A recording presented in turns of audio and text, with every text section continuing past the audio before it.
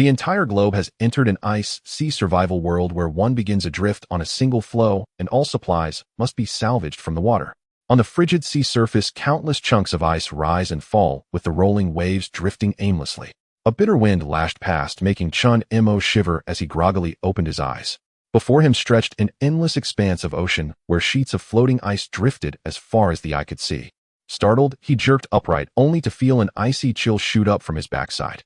Glancing down, he discovered he was actually sitting on a square ice floe roughly 2 meters across. On top of that, at some point, he was now wearing a thick cotton coat. Could it be that he had somehow crossed into an ice age?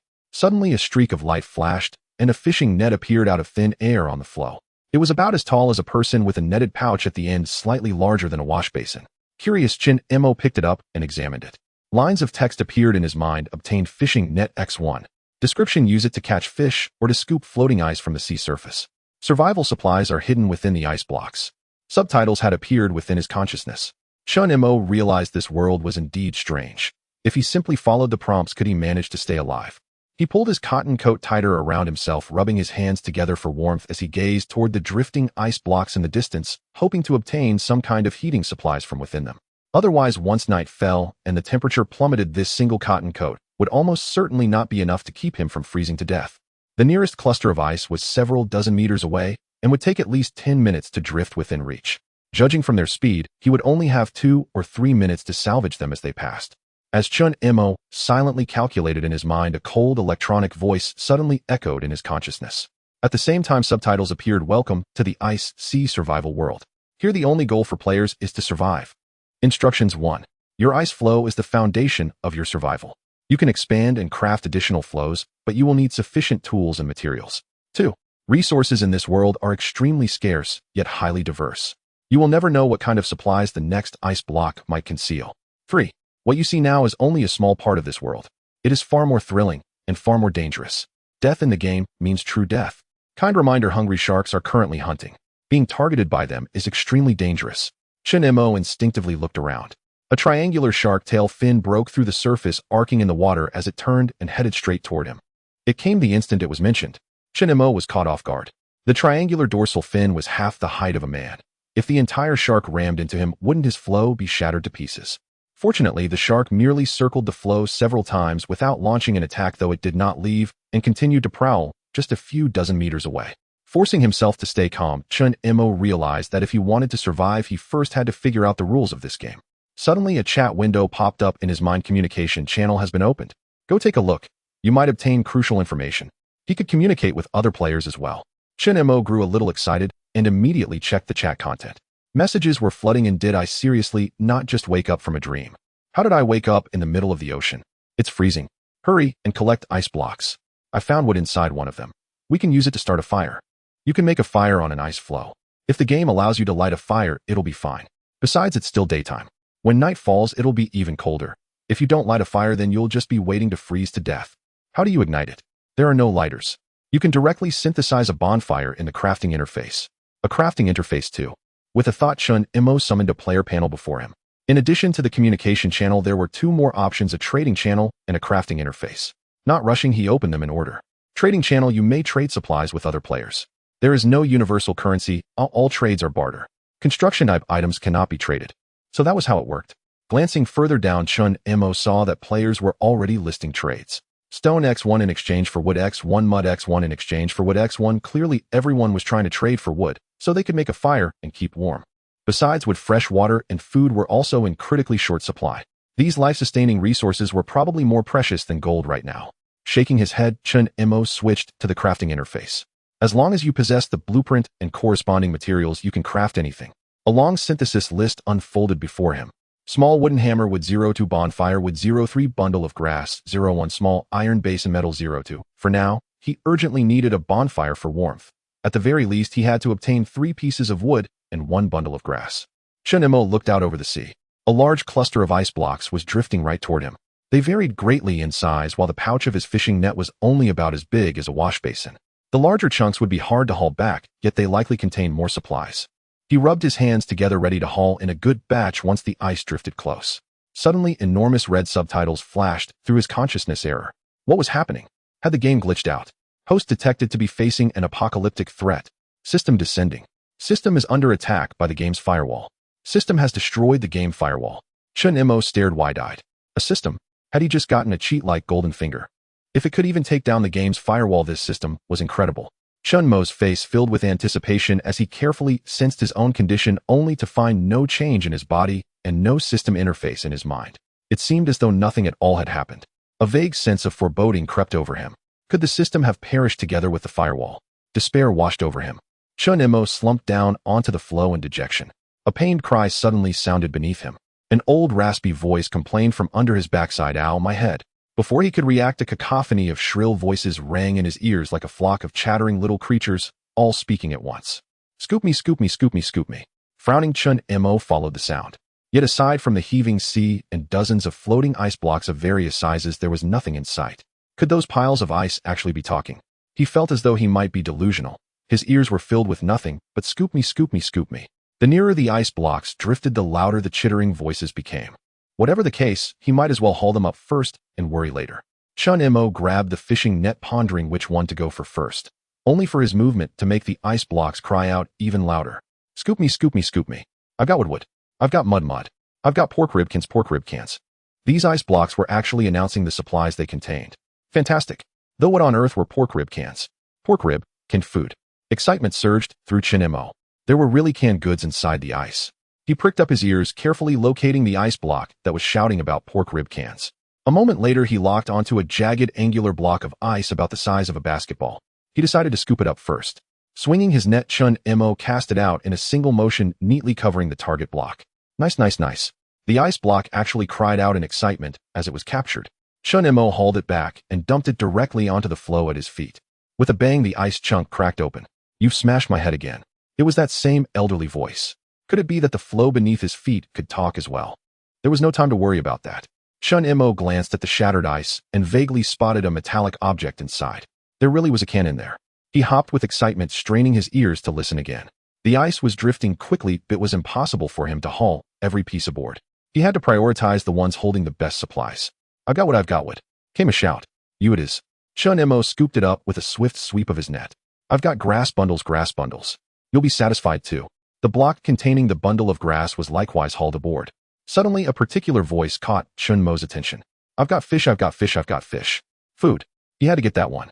Following the sound, he discovered it came from a large block of ice 3 to 4 times the size of an ordinary one. There were likely more than just a single fish inside. He took careful aim, then swung hard, hooking the edge of the floe and dragging it toward him. Feeling how much effort Chun Imo was exerting, the ice block seemed to cheer him on excitedly. Come on. He hauled it to the side of his floe and then grabbed it with his bare hands, heaving it up. Get over here.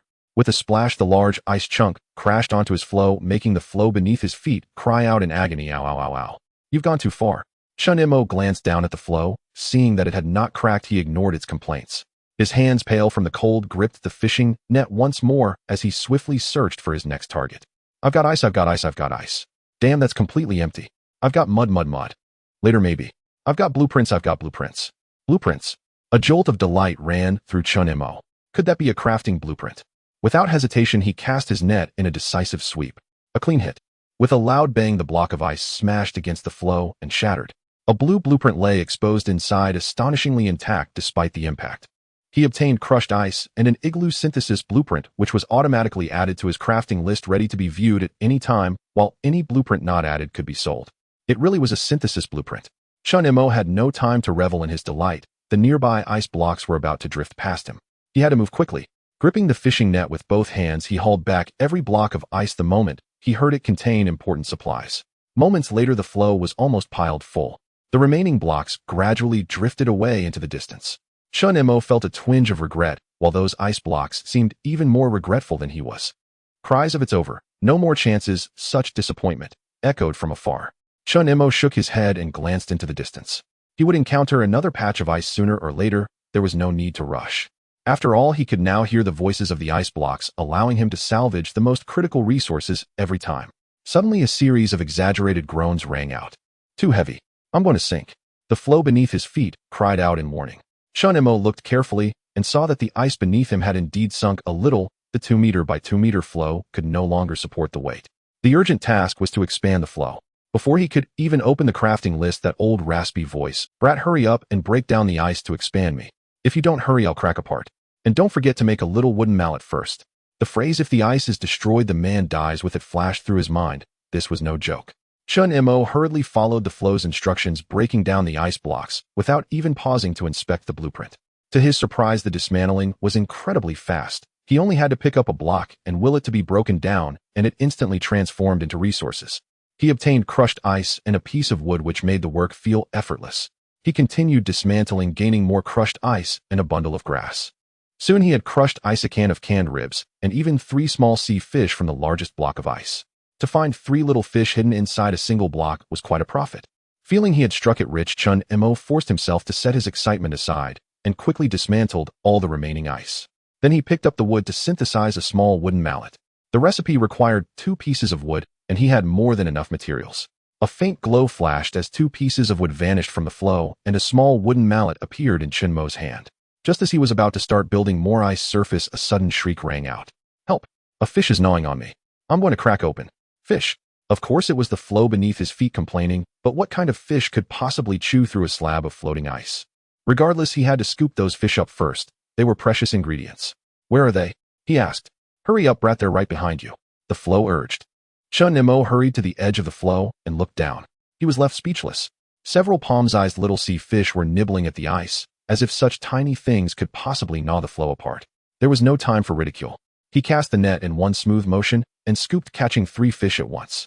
The rest scattered in fright, but even so the harvest was quite substantial. "Phew! Good thing you moved fast, or they would have chewed me right under," the floe wheezed. Chun Mo fell silent, increasingly convinced that the ice beneath his feet was hopelessly unreliable, turning every trivial matter into the end of the world. Still, to prevent it from truly sinking, Chun Mo decisively chose to craft more floe. But when he opened the blueprint, he immediately felt troubled.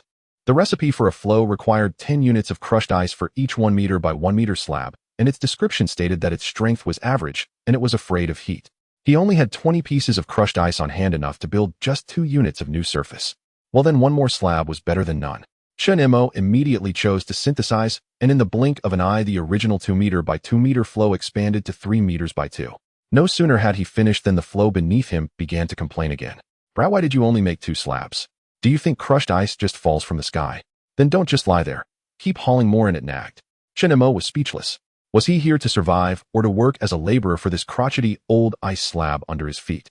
Ignoring it, Chun Mo squatted on the floe to craft a campfire. The recipe called for 3 pieces of wood and a bundle of grass, and he had everything he needed. He confirmed the synthesis. With a boom, a campfire flared to life on the floe, and a wave of warmth washed over him. Almost instantly, a shrill, elderly scream came from beneath his feet. "Help! Fire! I'm burning!" the floe howled. Chun Mo pressed a hand to his forehead. The ice had only melted a thin layer, yet this thing was acting as if it were on the brink of death. "Can't you be quiet for a moment?" he snapped. "Would you be fine with being roasted over an open flame?" The floe shot back. "Right now, I'd rather be roasted than frozen," he retorted inwardly. So young, and yet so devoid of compassion. "It pains this old man to the core," the floe lamented. Chun Mo was speechless. At this point, he was only curious about one thing: could anyone else hear the ice speak? If others could not, then that meant his own system was at work. Asking someone directly was out of the question, but listening in on the communication channel would give him the answer. Warming himself by the fire, Chun Mo opened the communication channel, where messages were refreshing in rapid succession. People were cursing the cold and begging for wood in exchange for crushed ice. Others scoffed that no one lacked crushed ice, complaining that after dismantling ice blocks all day, they had nothing to show for it but a single useless bundle of grass. Someone immediately tried to trade for that grass bundle, only to be blasted for being heartless enough to seize even that. Another player lamented that they had fished up contaminated waste that could make them sick if they got too close. Others were shocked to learn that salvaging ice blocks carried such risks, grumbling that this setup was trying to kill the players outright. From these messages, Chun Mo understood completely. No one but him could hear the ice speak. The advantage was entirely his. While everyone else scrambled for wood and food, crushed ice was practically worthless to them. He, however, urgently needed it to expand his floe. This was the perfect opportunity to buy in bulk. Under the name Chun Mo, he posted a message offering to trade small sea fish for crushed ice. The moment it appeared, the communication channel exploded with reactions. Players were stunned that someone was willing to trade food for crushed ice. Some joked that he must be doing charity. Others suspected crushed ice had some hidden purpose. A few on the brink of starvation declared they did not care about any hidden use, and rushed to buy, quickly shouting out offers of 10, then 12 pieces of crushed ice. Chun Imo smiled. This was exactly the effect he wanted. But this trickle of crushed ice was far from enough. Food was precious, and trading it for worthless ice in exchange for such small amounts would never do. Someone gritted their teeth and offered all their crushed ice, 25 pieces in total. Chun Imo shook his head, convinced the price could go higher. Sure enough, within 5 seconds another player offered 30. He knew going much higher was unrealistic. It was not that no one was willing, but that they simply did not have more crushed ice to offer. Just then, however, a private message popped up in front of him. A player named Zhu Daio wrote, "Brother, sell it to me. I'll give you 60 pieces of crushed ice."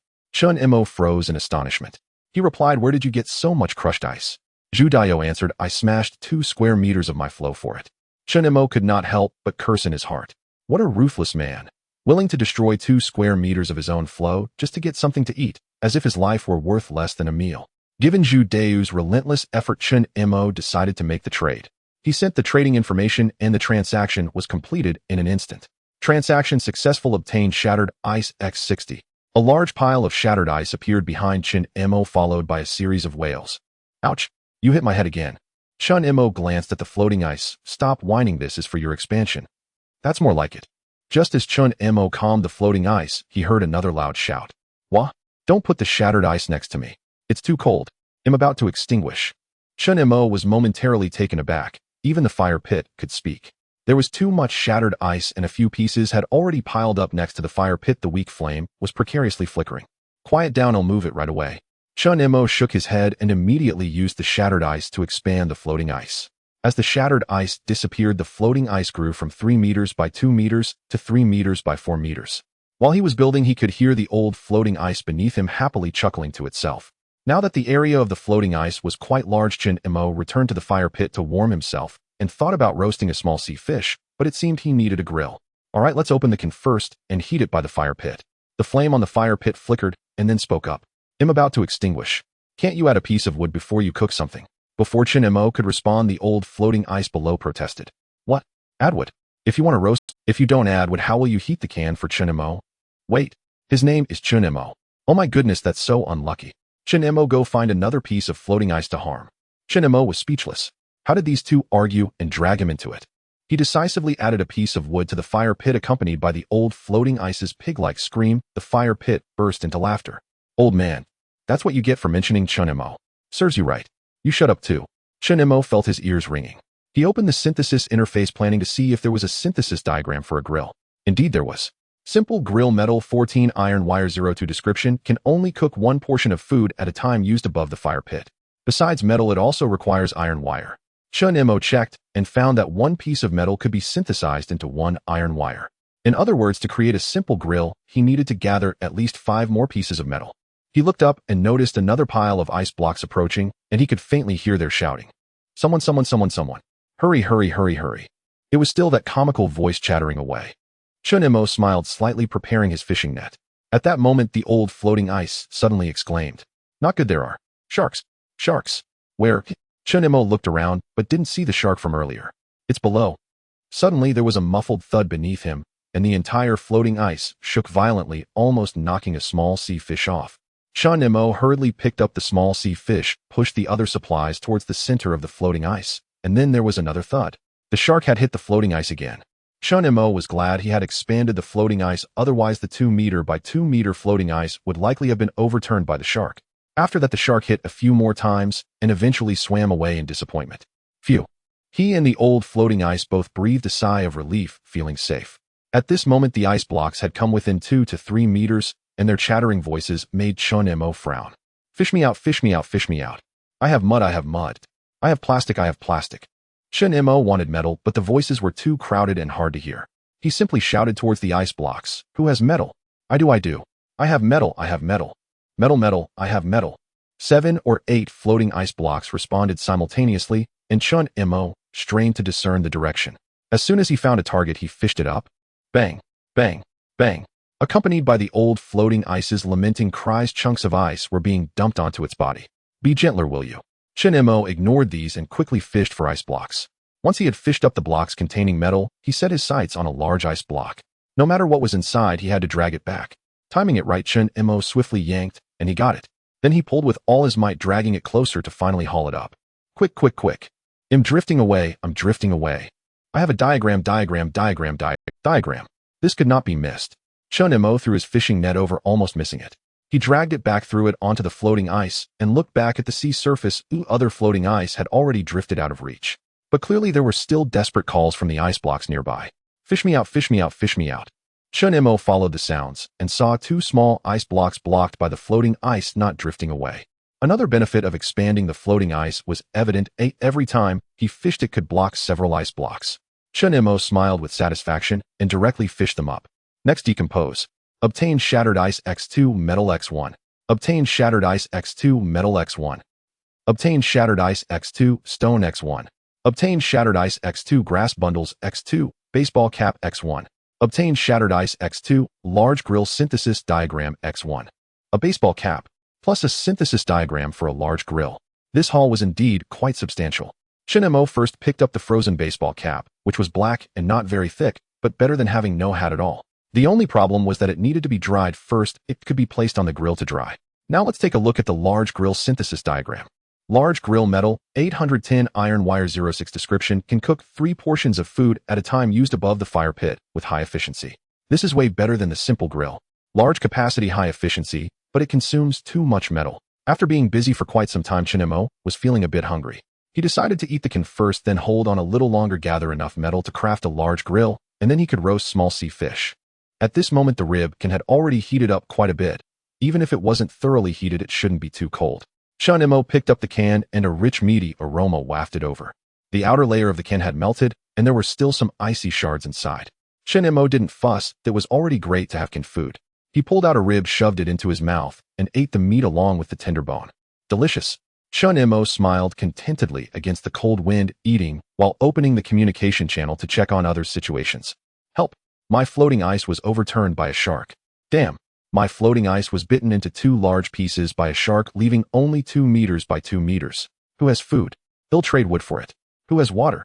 No need to trade for water, just hold the shattered ice and nibble on the shards. Won't that give you a stomachache? Ouch!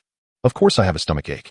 I literally used the floating ice as a toilet, and what came out froze immediately. What the hell? Disgusting. Can you consider the feelings of those who are eating? Chun Mo was speechless and quickly scrolled back, unexpectedly finding someone selling gloves. Who has food? I will trade a pair of gloves for it. He had to get it. Working barehanded like this would soon leave his fingers frostbitten. Chun Mo immediately searched for the opponent's ID and messaged to ask for the price. Just 1 fish. Wait, he'll add a piece of metal to exchange for 2 fish. Chun Mo couldn't believe it. Who would trade food for items now? If he didn't, it would be even harder for others. Sure enough, less than a minute later the other party came back. Brother'll trade a pair of gloves, 3 pieces of metal, and 1 piece of glass for 2 small sea fish. That can't be too excessive, right? I need metal, and I haven't encountered glass, yet it should be relatively rare. Not a bad deal. Alright, let's trade. Seeing him nod, the other party immediately sent the transaction information. Transaction successful, acquired line gloves X1. Suddenly a pair of gloves and 4 pieces of material appeared beside him. Line gloves. Description: ordinary line gloves with a slight warming effect. Chun Mo shook his head slightly, feeling that this deal seemed a bit unfavorable. While having something to wear is better than nothing. He put on the gloves, they were decent and had some utility. Next, Chun Mo traded 1 small sea fish for 5 pieces of metal. He gathered enough metal to create a large barbecue rack, and he had 2 extra pieces of metal that could be used to make a small iron basin to melt ice for drinking water. Perfect. Chun Mo got busy. He directly crafted above the fire pit, consuming 6 pieces of metal to synthesize 6 iron wires, then proceeded to create the barbecue rack body. Soon a fully metallic barbecue rack was completed. It had 4 supporting legs, and the top was a metal net woven from iron wires. Chun Mo then synthesized a small iron basin slightly smaller than a wash basin, put a small piece of crushed ice inside, and planned to place it on the barbecue rack to boil water once the small sea fish was cooked. 3 small sea fish were simply cleaned and placed on the barbecue rack. The flesh gradually softened, but since there was no place to shield from the wind, it would take some time to cook thoroughly. Chun Mo squatted on the floating ice roasting by the fire and vaguely heard some noise. So heavy. Too heavy. What was complaining? The sound was very weak, clearly not coming from old floating ice. Chun Mo listened carefully, suspecting the sound came from below. Was it a sound from the sea? There must be something down there. Below the sea surface, he couldn't see, but he suddenly remembered old floating ice beneath his feet and knocked on it, asking, "Old floating ice, did you hear any sound?" Who? Chun Mo was speechless. Was this old fellow pretending to sleep? Fine. Just wait.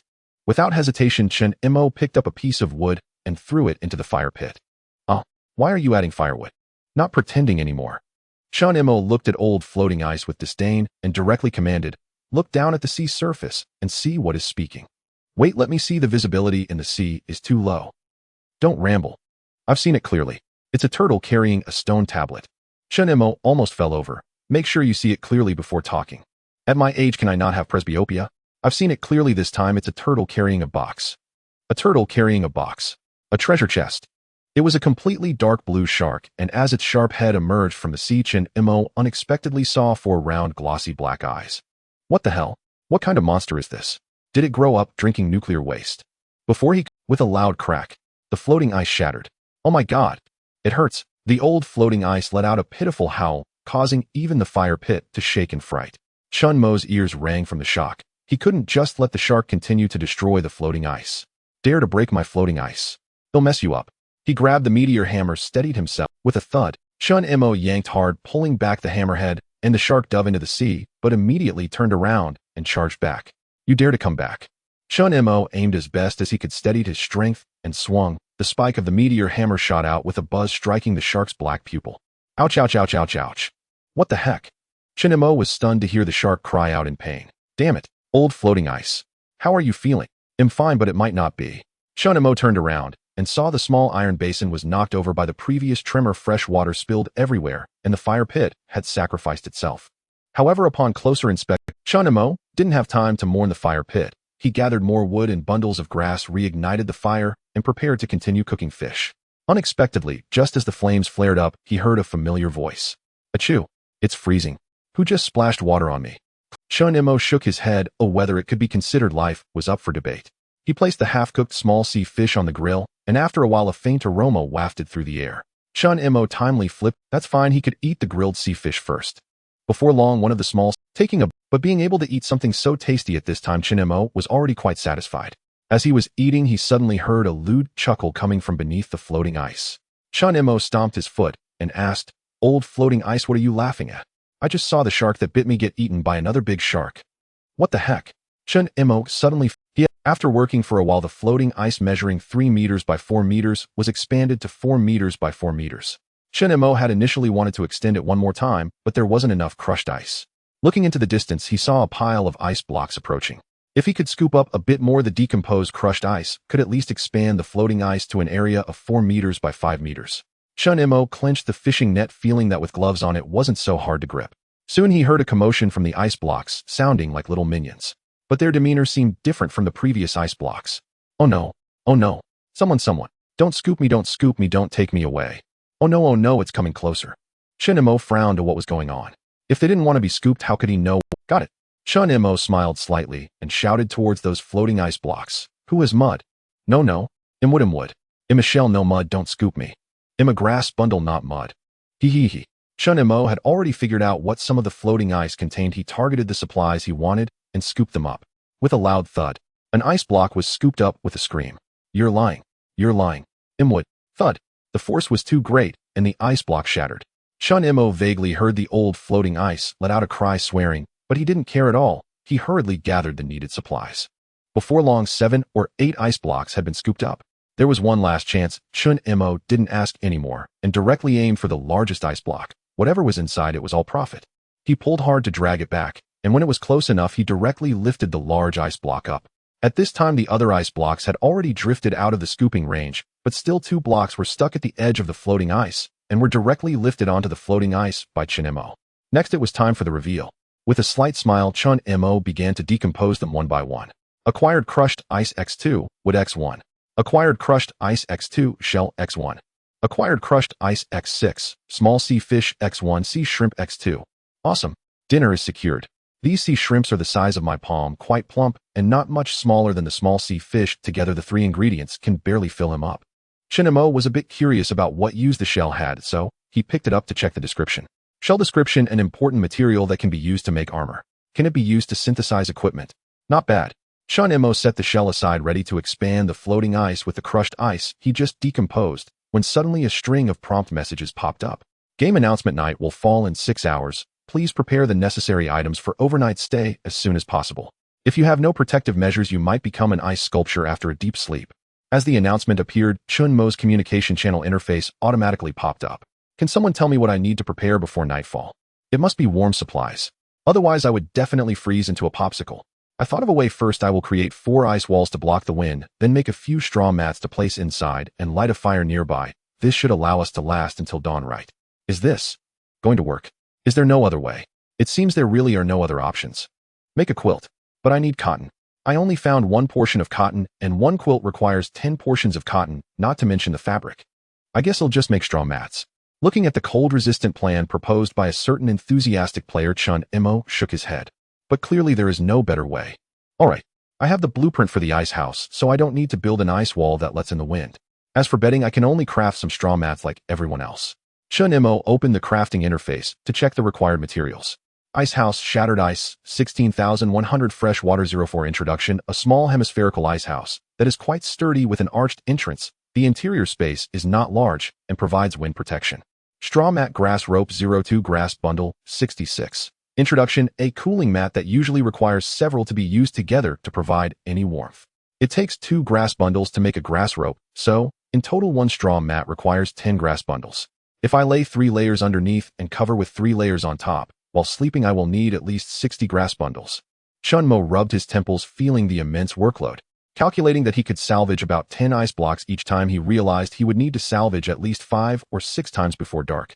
As long as I can gather enough grass bundles, the shattered ice needed to create the ice house will surely be enough. Chun Mo looked into the distance and discovered a large area of shattered ice approaching. He moved closer to the fire pit to warm his hands, preparing to salvage the ice blocks when they approached in the best condition. I won't miss a single grass bundle. He quietly made his plans, but then he heard the old floating ice beneath him making a noise like it was complaining. Old floating ice, what are you whining about? Oh, there's a bunch of little shrimp nibbling on me. Chun Mo suddenly perked up. The ice was still far off, so it was better to salvage some little shrimp now. Where are they? Below. So many. So many. Chun Mo couldn't stay calm. According to the old floating ice, he could just catch a ton. He immediately tightened his fishing net and scooped it up beneath the floating ice. He pulled it up onto the floating ice. A large number of little shrimp were flung out. They were all still hopping around. The only problem was, they were just too small. 1 net full wasn't even enough to fill a bowl. Even the tiniest mosquito is still meat. Chun Mo quickly scooped another net up. Obtained little shrimp X 61. Continue. Obtained little shrimp X 57. Obtained little shrimp X 41. Obtained little shrimp X 22. Obtained little shrimp X 3. Chun Mo continuously salvaged for over 10 times, only stopping when he couldn't catch another. He couldn't care less about collecting these little shrimp because the floating ice across from him was about to come over. Chun Mo hurriedly warmed himself by the fire, but the fire pit was not pleased. I'm about to go out. Could you please add a piece of wood before you start warming yourself? I can't worry about that right now. Oh, if you go out, I'll revive you. What? Ha. Finally, I don't have to be roasted by the fire anymore. Old floating ice, don't gloat. Shut up. Don't delay me in salvaging ice blocks. Chun Mo shouted, and both of them quieted down. Finally, he clearly heard the call of the ice blocks across from him. Salvage me, salvage me, salvage me, salvage me. I have wood, I have wood. I have grass bundles, I have grass bundles. It's you. This batch of ice blocks was very cooperative. Chun Mo hardly exerted any effort and salvaged all the ice blocks containing grass bundles. The remaining ice blocks drifted away, so he began to decompose. A few minutes later, Chun Mo nodded in satisfaction. He had obtained 11 grass bundles and 22 pieces of shattered ice. The harvest is not bad. Looking up, he saw that the ice blocks further away would take a long time to drift over. Taking advantage of this time, Chun Mo decided to craft a straw mat first. He first crafted 2 grass ropes, then combined 2 grass ropes and 6 grass bundles to make a mat the size of a bed sheet. This item looked rather crude, and while it had some warmth, it could only be described as minimal. Without 2 or 3 layers, it could be considered as good as nothing. After busying himself in the cold wind for a while, Chun Mo felt a bit cold, so he took a piece of wood and stuffed it into the precarious fire pit. The flames suddenly grew larger, and then the old floating ice began to curse quietly again. Chun Mo ignored it, collected all the little shrimp in a small iron basin, added a piece of shattered ice, and placed it on the grill to roast. After a while, when he got hungry, he drank the entire bowl of shrimp soup that warmed him up and replenished some moisture. However, Chun Mo guessed that the taste wouldn't be great. He warmed himself by the fire, rubbing his hands while waiting for the shattered ice in the small iron basin to melt. Just then a seabird swooped down from midair and actually darted past Chun Mo's head, precisely pecking at a piece of ice. Ouch, that hurts. The old floating ice shouted in response. Imo was slightly stunned. Did the seabird come just to peck at the ice? Upon closer inspection, he was impressed. Such small shrimp were hard to find even if he looked for them. How did the seabird spot them from so far away? Truly, there's another one. What the hell? Imo was amazed to find that he could actually hear the seabird talking. Although this was quite normal for someone with an awakened system, he was still somewhat surprised to suddenly hear the seabird say these few words. With a sudden swoosh, the seabird circled halfway, swooping down to peck at the old floating ice. With a loud shout, Imo clearly saw the seabird precisely snatch away a tiny shrimp. Delicious, delicious. Is there more? Let's find some more. Imo was stunned for a moment and suddenly had an idea. Hey, before Imo's words even finished, he saw the seabird suddenly shake its body, swooping down a great distance as if it had been startled. My God, can you understand what I'm saying? Being able to say that means normal communication is possible. Imo became excited. He directly scooped out a few little shrimp from the small iron basin. Tell me what you see, and all of these little shrimp are yours. Upon hearing this, the seabird flapped its wings and began to circle above Imo, flying while calling out. Let me try one first, let me try one first, I want to try one first. Don't be greedy. Since the little shrimp were not that big, giving a few more didn't matter. Imo looked at the seabird above him and saw it open its mouth as if considering something. After a few seconds it spoke. There's a floating ice block ahead, and on the floating ice there are two people looking like fierce and terrifying brutes. A floating ice block. Two people. Fierce and terrifying. Imo suddenly had a foreboding feeling. They couldn't be allied. I want to eat shrimp. I want to eat shrimp. I know. Imo generously tossed down 5 small shrimps and stepped back while the seabird flapped its white wings and swooped down. Accompanied by a scream from Old Ice Floe, the seabird flew up with the shrimp. Old Ice Floe was not pleased. If you want to eat, just eat. Is it really necessary to dive from such a height every time? I'm scared. The bad guys will catch the birds.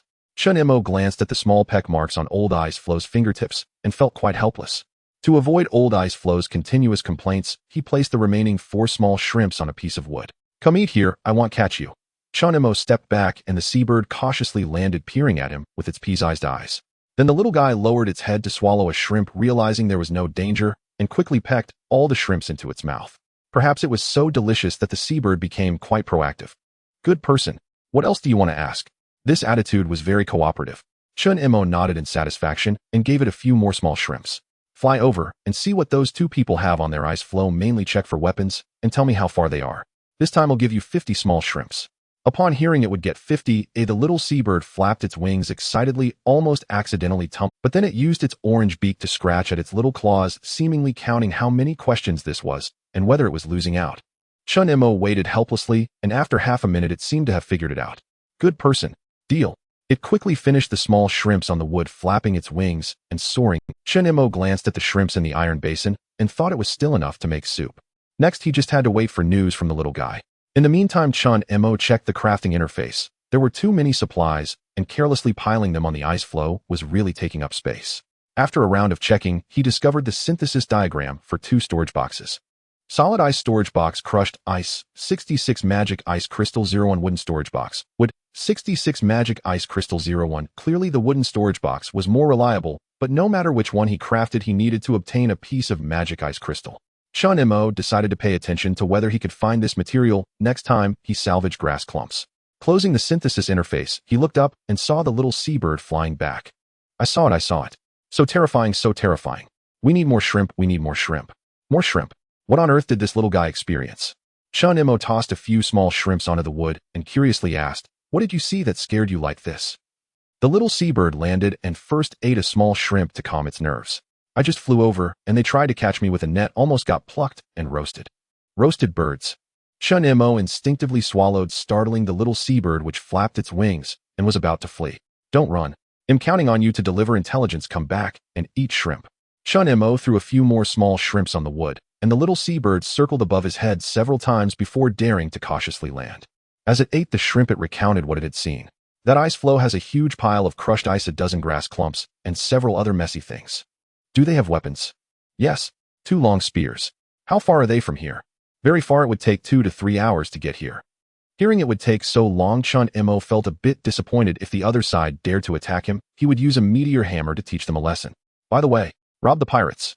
He was just worried about not having enough grass clumps, and now there were pirates coming to him. How could he not rob them? However, Chun Mo felt it was unreasonable for the ice floes of both sides to be able to get close. Supposedly, everyone is drifting on the sea, the speeds should be about the same, so how could they meet? Do you have an opinion? Chun Mo was slightly startled. An old voice came from beside him, but it wasn't old ice floe. He carefully scanned around, but found nothing that was speaking. At this moment, the voice rang out again. Stop looking, I am the sea. I'll let you drift however I want.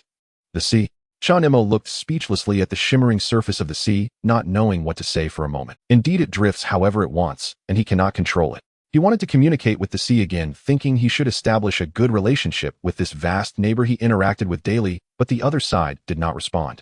After a moment, old ice floe said, the sea sleeps for 23.5 hours a day, but it's probably sleeping now. Chun Mo was speechless. So much sleep. In comparison, he preferred old ice floe to sleep for 23.5 hours a day to avoid scaring people with its sudden outbursts. However, speaking of which, if it weren't for old ice floe's noisy behavior, he wouldn't have caught the little seabird and the small shrimps, nor that treasure chest carried by the sea turtle. All right, for that reason, let it be. Chun Mo pouted and looked back. The little seabird had already finished the small shrimps and was eagerly staring at him. Aren't you full yet? Not full, not full. Fine, I'll give you a few more. I haven't settled my dinner yet. As he spoke, Chun Mo scooped out a few more small shrimps from the small iron basin and placed them on the wood. The little seabird called out, good person, several times and quickly devoured all the small shrimps before flapping its wings and flying away. Not bad.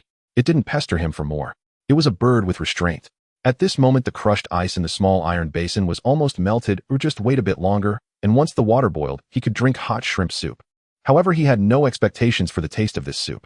Chun Mo tended the fire, gazing into the distance, when suddenly a piece of ice floe drifting towards him caught his eye. The key was that there was actually a large ice block emitting a colorful glow inside. Anyone who has played games knows that any item with special effects is definitely a top-notch item. Chun Mo waited for the colorful ice block to approach. When it was about dozens of meters away, he could already hear their calls. This wave was equally cooperative. Just by listening, he could tell what supplies were there. Chun Mo picked up the fishing net, carefully distinguishing the calls of this group of little yellow creatures, and before they got too close, he found 2 ice blocks containing grass clumps. He arrived at the edge of the ice floe. As soon as the ice blocks approached, he cast the net and scooped them up. Bang bang.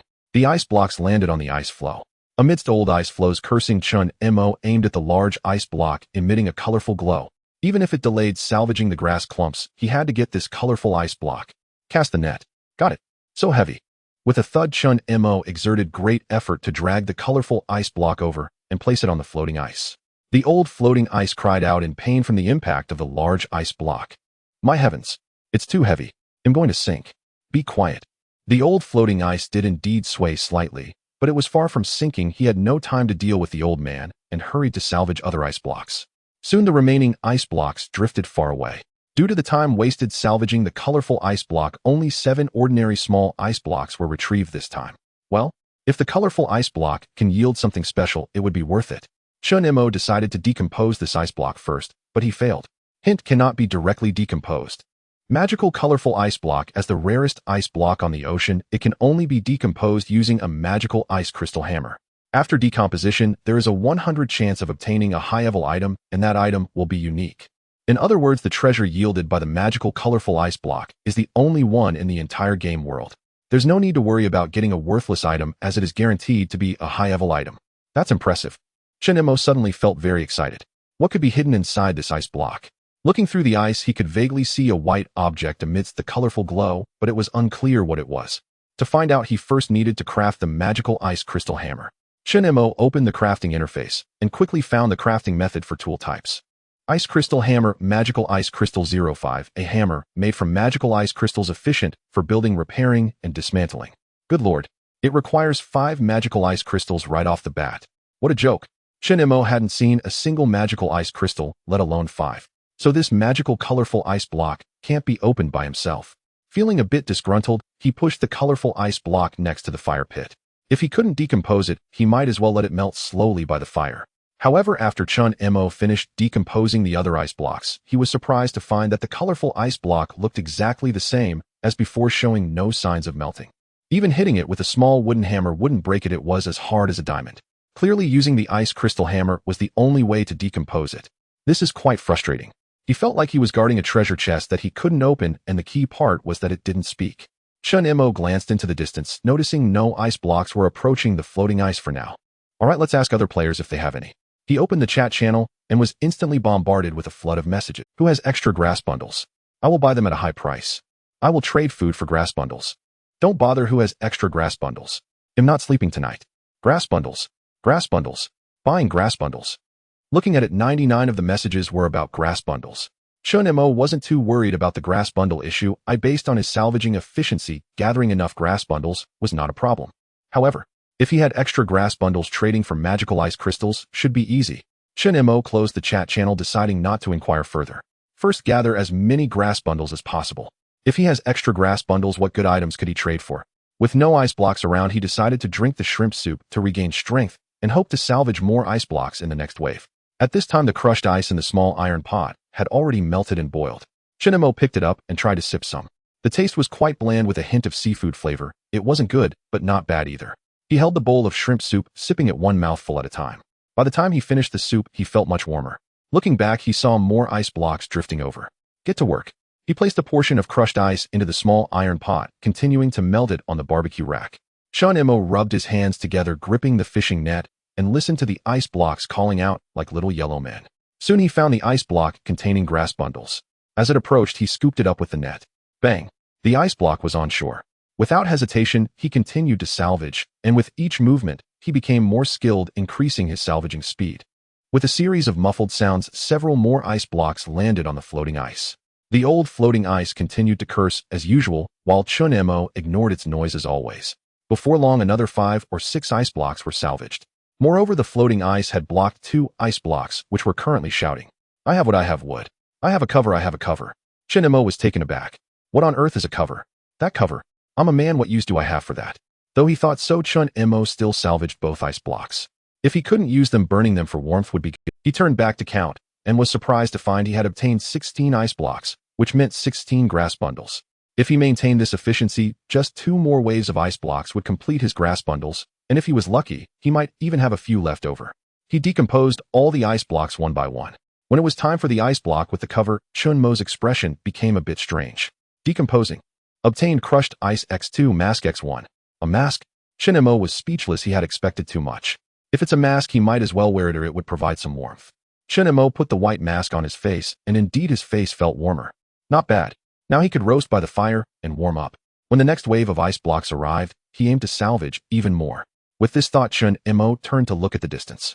Suddenly his brow furrowed. A small white that appeared on the sea surface, which looked like another floating ice block. There seemed to be someone on the floating ice, and it looked like there were 2.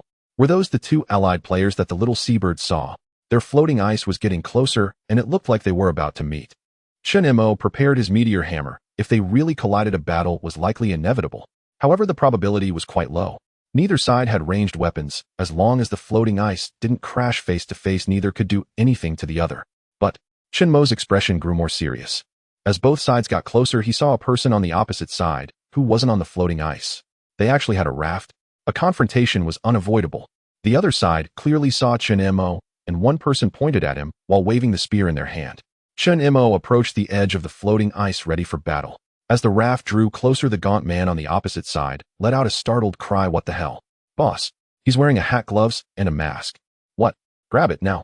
A bald, heavy-set man standing on a nearby ice floe could hardly contain himself. He hurled his own raft into the water and began paddling furiously toward them.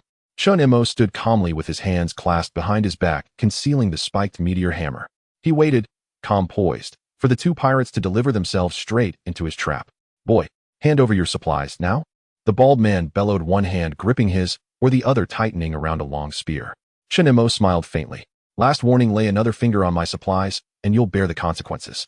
In ordinary brawls, reach meant power, and his meteor hammer whirled in full arc, extended far beyond the length of their spears by more than a foot. What was there to fear? Brat, you've got some nerve. I'll spear you dead. With a thunderous crash, their raft slammed into the elder eye. Ouch! Damn it! How dare you ram me? Chun Mo, sink it. No. I'm just a raft. What the? Chun Mo hadn't expected the enemy raft to actually speak, to converse with the elder ice floe. Chun Mo, knock that raft flat. Chun Mo, don't. Smash it. No. Shut up, both of you. The clamor from the 2 men gave Chun Mo a splitting headache, so he roared without warning, startling the gaunt man on the raft. I haven't even spoken yet. I don't care if you have. Before the thin man could launch his attack, Chun Mo swung the meteor hammer in a blinding arc. What the? You dare strike first. Agile as a shadow, the thin man leapt backward, just evading the hammer, then lunged forward, driving his spear straight at Chun Mo's chest. Chun Mo didn't flinch. With a flick of his wrist, the iron chain coiled tightly around the spear shaft. The thin man recoiled in shock, yanking desperately backward. Seeing this, the bald man surged forward on his raft, aiming for a surprise assault. At that critical moment, the elder ice floe cried out in alarm. Brat, he's about to ambush you. I see him. Chun Mo held fast to the hammer's chain, waiting. The moment the fat man drew near, he struck hard. The meteor hammer's chain went slack, snatching the thin man off balance. He staggered wildly, nearly toppling straight off the raft. Chun Mo delivered a sharp, decisive kick, sending him flying. A deafening splash. The thin man vanished beneath the waves. Ah! Help! Brother! Pull me up, quick! The bald man glanced sideways, disgusted. Useless. Wait, no? I'll freeze to death. The bald man ignored him entirely, paddling with frantic urgency. With another thunderous crash, his raft collided with the ice floe, and in one fluid motion, he vaulted onto it, spear leveled high. Oh, blimey. Heavy. The elder ice floe groaned in agony, but Chun Mo had no time to spare. His opponent clearly trained. Despite his girth, his spear work was precise, relentless, keeping Chun Mo at bay. Chun Mo hurled the meteor hammer again. The fat man ducked low and evaded cleanly. Brat, hand over that hammer, now? With a whip-crack twist of his spear, the chain instantly coiled around its shaft. Then yank. Chun Mo nearly lost his grip. Well, strong arms you've got. Dare steal my supplies. You're finished. The bald man sneered. You? Really? Suddenly the spear tensed. Chun Mo had begun pulling back. The fat man smirked, rooted like a mountain, then yanked hard, wrenching Chun Mo stumbling forward. Just as he gloated, his expression twisted in horror. Shit, no. Let me cool you down. In that split second, as Chun Mo was dragged forward, his free hand snatched up a small iron basin from the barbecue stand filled with half-melted ice water and dumped the entire contents over the bald man's gleaming scalp. A gust of frigid wind hit, triggering an uncontrollable shiver. All strength drained from the man's limbs. Seizing the opening, Chun Mo drove a powerful kick, sending him staggering backward, straight into the sea. Ah, you bastard. Playing dirty. Brother too. Help me. I can't swim. Flailing, the bald man turned and saw his companion floating lifelessly on the surface. In mere moments, the cold had already locked his joints, stiffened his limbs. Despair choked him as his movements slowed, still breathing but fading, when without warning a shark larger than a city bus lunged from the depths and swallowed him whole. Moments later, it devoured the thin man's corpse too. Chun Mo stared stunned as the colossal shark vanished beneath the waves, leaving only a faint smear of blood on the water's surface. Its sheer size was staggering. His ice floe would need to grow much larger. Right, their supplies. Their ice floe drifted steadily closer, still over 10 meters away, but judging by its trajectory, the two floes would likely pass each other at a gap of 5 or 6 meters. He had to seize that floe and everything upon it. Measuring roughly 4 by 6 meters, it could be tethered to his own using rope, then hauled back. If the two floes could be joined seamlessly, so much the better. First, he wove 2 long ropes from bundled reeds, doubling up, fearing one might snap. Soon both were complete. Next, he searched for metal nails. Just 1 unit of metal sufficed to synthesize a single nail. He synthesized 4. Then, gripping one firmly, he drove it into the edge of the elder ice floe with a sharp thunk. Ouch. Chun Mo, are you trying to kill me? Bear with it. I'll repair it later. This isn't something you just bear with. Chun Mo simply ignored the complaint and continued hammering carefully. Amidst the elder ice floe's wails and curses, 2 nails were driven home, though one was struck too hard, cracking the ice and forcing a reinsertion, leaving 3 holes in total. Looks like I'll need to strike more gently. Huh, you finally figured that out. Ignoring the floe's protests, Chun Mo swiftly tied the reed rope to the nail and gave it a firm tug. Ow, wow. Ancestor, pain. Just bear with it. A muffled snicker reached Chun Mo's ears. He turned and saw the 2 rafts leaning against the floe. Even they were mocking him. Chun Mo shook his head, hauled one raft onto the ice floe, then boarded the other, grasping the reed rope and propelling himself forward with a small wooden paddle, closing in on the pirate's floe. At their closest approach, timing was critical. He leapt onto the foreign floe and began driving nails with deliberate caution. Unexpectedly, it remained utterly silent. Apparently not all things spoke. Good, less noise to contend with. Chun Mo secured the nails, fastened the rope, and watched as the 2 floes slowly drew taut, tethered unbroken. He exhaled in relief, then leapt back onto the raft and paddled swiftly toward the elder floe. The old thing groaned and whimpered like a toothache. Chun Mo hated causing harm, but he had no alternative. Just endure a little longer. It'll be over. Ow wow. I don't believe you, you little rascal. Ow wow. Amidst the floe's grumbling, Chun Mo steadily hauled the second floe closer. Only then did he pause. finally able to inspect the supplies strewn across the captured floe. At a glance, his spirits lifted. The reed bundles were nearly complete. On the pirate's floating ice, there were more than 20 bundles of grass along with 2 completed grass mats.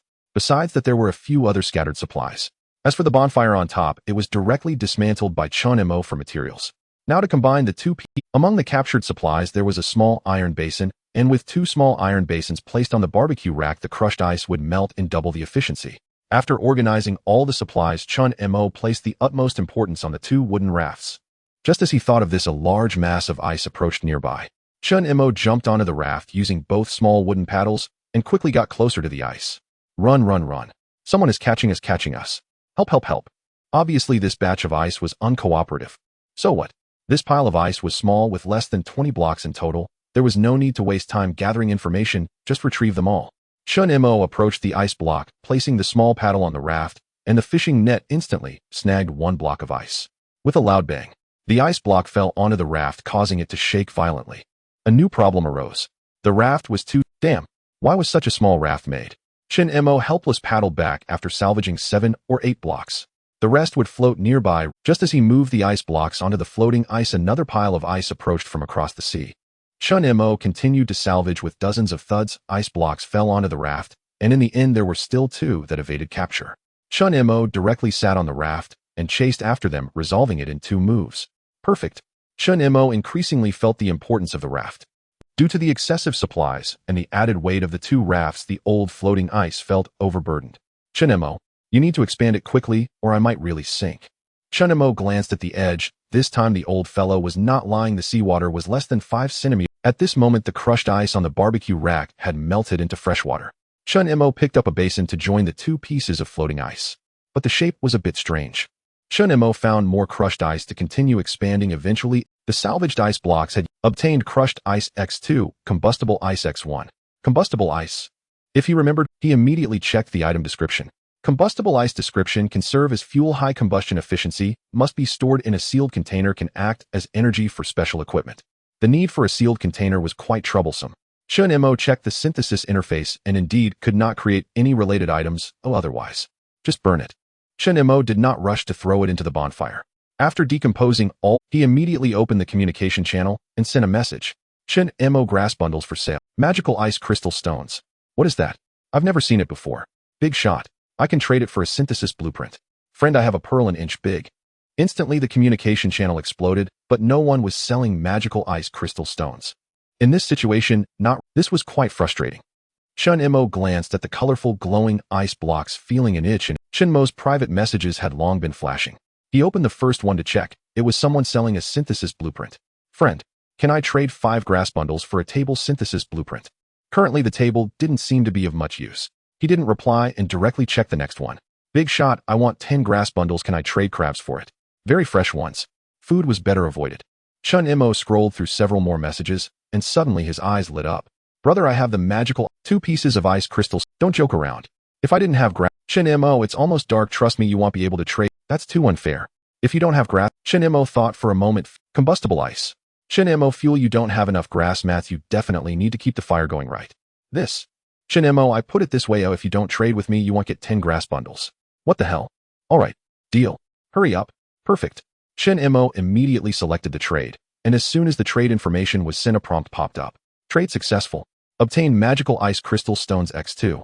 Great. Being able to trade for 2 ice crystal stones exceeded his expectations. As long as another wave of ice blocks came, he could quickly make up for the deficit of 5 grass bundles. Looking up, he saw a large mass of ice approaching in the distance. It would take a little more time, so Chun Mo took the opportunity to make all the grass bundles into grass mats. A total of 5. When sleeping, 3 layers on top, 3 layers below, still 1 short. Moreover, after salvaging this wave of ice blocks, he could start building an ice house. Chun Mo smiled slightly, pushing the raft into the water and rowing towards the approaching ice blocks. Salvage me, salvage me, salvage me. I have ice, I have ice. I have eggs, I have eggs. What is an egg? A chicken egg, a duck egg, or perhaps a goose egg. Any edible egg is a good egg. Chun Mo first fished the block of ice up, and with a muffled thud, the block containing the eggs crashed onto the wooden raft. Next, he began to salvage the blocks of ice containing grass bundles. After a thorough search, he managed to collect 7 or 8 blocks filled with grass bundles And in addition, Shin Mo also retrieved 7 or 8 blocks containing wood to provide fuel for the campfire. Looking back, the wooden raft had reached its capacity limit and could hold no more. Shin Mo paddled the raft back, drawing close to the floating ice, and used a fishing net to scoop up several nearby blocks of ice. At this moment, the other blocks of ice had drifted too far away. Even if he paddled the raft after them, he might not catch up. The key was that if he got too far from the floating ice, it would be quite awkward if he couldn't return. Shin Mo moved the blocks of ice from the raft up and began to dismantle them one by one. Soon he ended up with a large pile of grass bundles and wood along with 2 additional pieces of metal. Only 1 block of ice remained. Shin Mo peered through the ice, unable to see what kind of egg was inside the block containing the eggs. Never mind. He'll dismantle it and see. No matter what kind of egg it is, he'll roast it and eat it. I haven't had a late-night snack yet. Shin Mo immediately began to dismantle it, then froze in surprise. Obtained crushed ice X2, shell X1. What the hell, this is a shell? Shin Mo was dumbfounded. So the block of ice was not calling out for eggs, but rather shells. For a moment, Shin Mo's feelings were quite complicated. Shells are powerful, but the problem is how on earth am I going to launch? First I need a cannon. Looking at the shell with a caliber of at least 10 centimeters, Shin Mo felt he had obtained an artifact with harsh limitations. It was like the male protagonist in a cultivation novel acquiring a unique spell, but needing to reach the golden core realm for it to be practiced. But the protagonist isn't even at the chi condensation stage. Here I am living in a primitive society, using a shell to show off. Fine, maybe it really can only be used for that. Looking at the gradually darkening sky, Shin Mo pushed the shell aside, deciding it was more practical to create a grass mat and an ice house first. He warmed his hands by the fire and began to craft the grass mat. In less than 2 minutes, 6 grass mats were ready. Following that, Shin Mo opened the synthesis interface to check the ice house synthesis diagram. Ice house: crushed ice, 100,100 fresh water, 24, still 2 portions of fresh water. Shin Mo suddenly realized a serious problem. He had no water storage facilities. The small iron basin could only hold 1 portion of fresh water, but when synthesizing items, all materials must be gathered at once. He couldn't add 2 portions of fresh water and then wait to add the other 2. This meant he had to check the synthesis diagram for larger containers. After a look, he found 2 water storage items. Wooden bucket, wood 66, can hold 5 units of liquid. Metal bucket, metal 610, iron wire 01, can hold 10 units of liquid and can temporarily serve as a helmet if necessary. Shin Mo did not hesitate and chose to create the metal bucket, not just because it could serve as a helmet, but mainly because the remaining wood would still need to be used as fuel tonight. Although metal is more valuable than wood tonight, he could easily trade for it using grass bundles. There must be players who haven't gathered enough grass bundles. Shin Mo resolved to directly post a trade in the trading channel. Grass bundle X2, trade metal X5. Within a second, the trade was successful. Sure enough, players now were willing to pay any price to obtain grass bundles.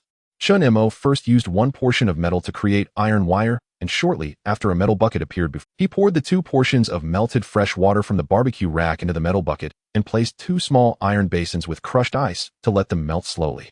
While waiting for the fresh water, Shin Mo used the last glimmer of twilight to gather all the resources from the floating ice to the center, preventing them from falling into the sea. The resources he had gathered were considerable, but most were crushed ice, and the remaining wood would probably burn up by the end of the night. Still too poor. Shin Mo nodded to himself, feeling he needed to work a bit harder. Even if he could salvage 1 or 2 more blocks of ice each time, it would accumulate to a significant amount of wealth. It would be best to salvage a magical, colorful block of ice. Looking at the striking ice block, Shin Mo suddenly thought of a very serious problem. This thing is too bright. If left outside the ice house at night, it would easily attract monsters, and it could also draw nearby pirates. Once the ice house is built, it must be moved inside to be safe. As night fell, the temperature continued to drop. Shin Mo moved closer to the campfire, bringing the metal bucket near to prevent the fresh water from freezing again.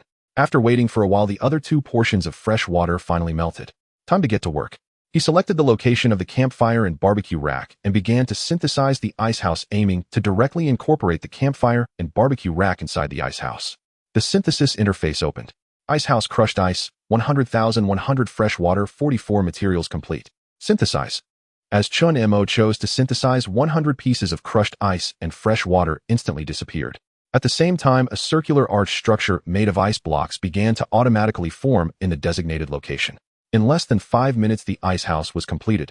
The height of this ice house was quite low, barely 2 meters, with a small archway facing Shin Mo only 1.5 meters high. Shin Mo bent down and entered this crystalline ice house, finding that aside from being a bit low to stand, it had no other shortcomings. Staying inside, it really blocked the wind, with only a small amount of cold air blowing in from the archway. The campfire and barbecue rack were located right in the center of the ice house, and the ice surface reflected the firelight, making it look quite bright. However, this thing had no concealment at all at night, because the firelight could also shine through the ice house. Well, that problem would have to be solved later. Chen and Mo didn't want to go out and freeze. Although the ice house wasn't warm, it was at least not as cold. After moving the grass mats and the magical colorful ice block inside, Chen and Mo could finally take a good rest. Sitting on 3 layers of grass mats, he covered himself with 3 more layers. It seemed to be a little warmer, but another serious problem arose. Gurgle, shrimp soup wouldn't stave off hunger, and his stomach began to growl. In a dilemma, the food at hand had already been eaten. What to do? Chun Imo smacked his lips, his gaze falling on the old floating ice beneath him. Old floating ice. What do you want me for? Can you help me see if there's anything edible nearby? It's pitch black out here. Where can I look? The sea is entirely dark. Not cooperating. Fine. Chun Imo tossed a piece of wood into the campfire. Hey. Alright. Under the oppressive influence of Chun Imo, old floating ice began to murmur like a toothache. It's pitch black ahead, nothing there. It's pitch black to the right. You don't need to say anything if there's nothing. So troublesome. Chun Imo reached for a spear and jabbed it at old floating ice. After a scream, old floating ice quieted down. The world returned to tranquility with only the occasional crackling sound from the fire pit. Chun Imo wrapped himself in a grass mat, went outside to fetch 2 pieces of broken ice, placed them in a small iron basin, and began to roast them. No food, but sipping some hot water is also good. He glanced at the archway of the ice house, feeling it was too drafty. After some thought, he braved the cold sea wind and crawled out, dragging the wooden raft to the entrance of the archway to block the wind. Indeed, the ice house was a bit warmer than before. Just as he sat down, he suddenly heard old floating ice exclaim urgently, "There's squid." "Where?" "To the left." Chun Imo grabbed the fishing net, pushed aside the wooden raft blocking the door, and rushed to the left edge of the floating ice, but everything around was pitch black, and he couldn't see anything. "Tell me where to drop the net." "A little further back." "Yes. Right here. It's stuck on me." Chun Imo moved to the designated spot, pulled the fishing net tight, and scooped up along the edge of the float. He felt something fall into the net, grabbed the fishing net, ran back, crawled into the ice house, and in the firelight saw that it was a nearly 20-centimeter long squid still wriggling around in the net. "Buddy, you're looking quite plump. You'll be my late-night snack." Chun Imo, this creature has a high nutritional value and is quite filling, but the only downside is the Chun Imo shook his head, inhaling the gradually wafting aroma, unable to resist salivating. Hungry. Everything seemed delicious. After waiting for a while, the squid was finally cooked. Chun Imo ate it hot, and in less than 5 minutes he devoured the entire delicious grilled squid. Indulging in a luxurious burp, Chun Imo picked up a basin of boiling water and slowly sipped a few mouthfuls, preparing to sleep. After blocking the archway of the ice house with the wooden raft, the temperature inside became much warmer. The side close to the fire pit was even still warm. Although sleeping here wasn't exactly comfortable, it certainly wasn't unbearable. However, Chun Imo found it hard to fall asleep. Suddenly entering this strange world, he felt somewhat out of place, and before coming here, he would always spend at least half an hour on his phone before sleeping. Of course, there was no phone here. Let's check the communication channel, just in time to see how other players are doing. Chun Imo opened the communication channel interface, and a flood of messages refreshed, even busier than during the day. "Who has any spare grass bundles?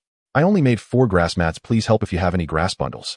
Stop asking for grass bundles. Oh, adding or removing layers of grass mats makes no difference. It's so damn cold. Do we have to spend the night like this tomorrow? I lit 2 fire pits and I feel much warmer. Do you want to give it a try? Do you think everyone has a lot of wood?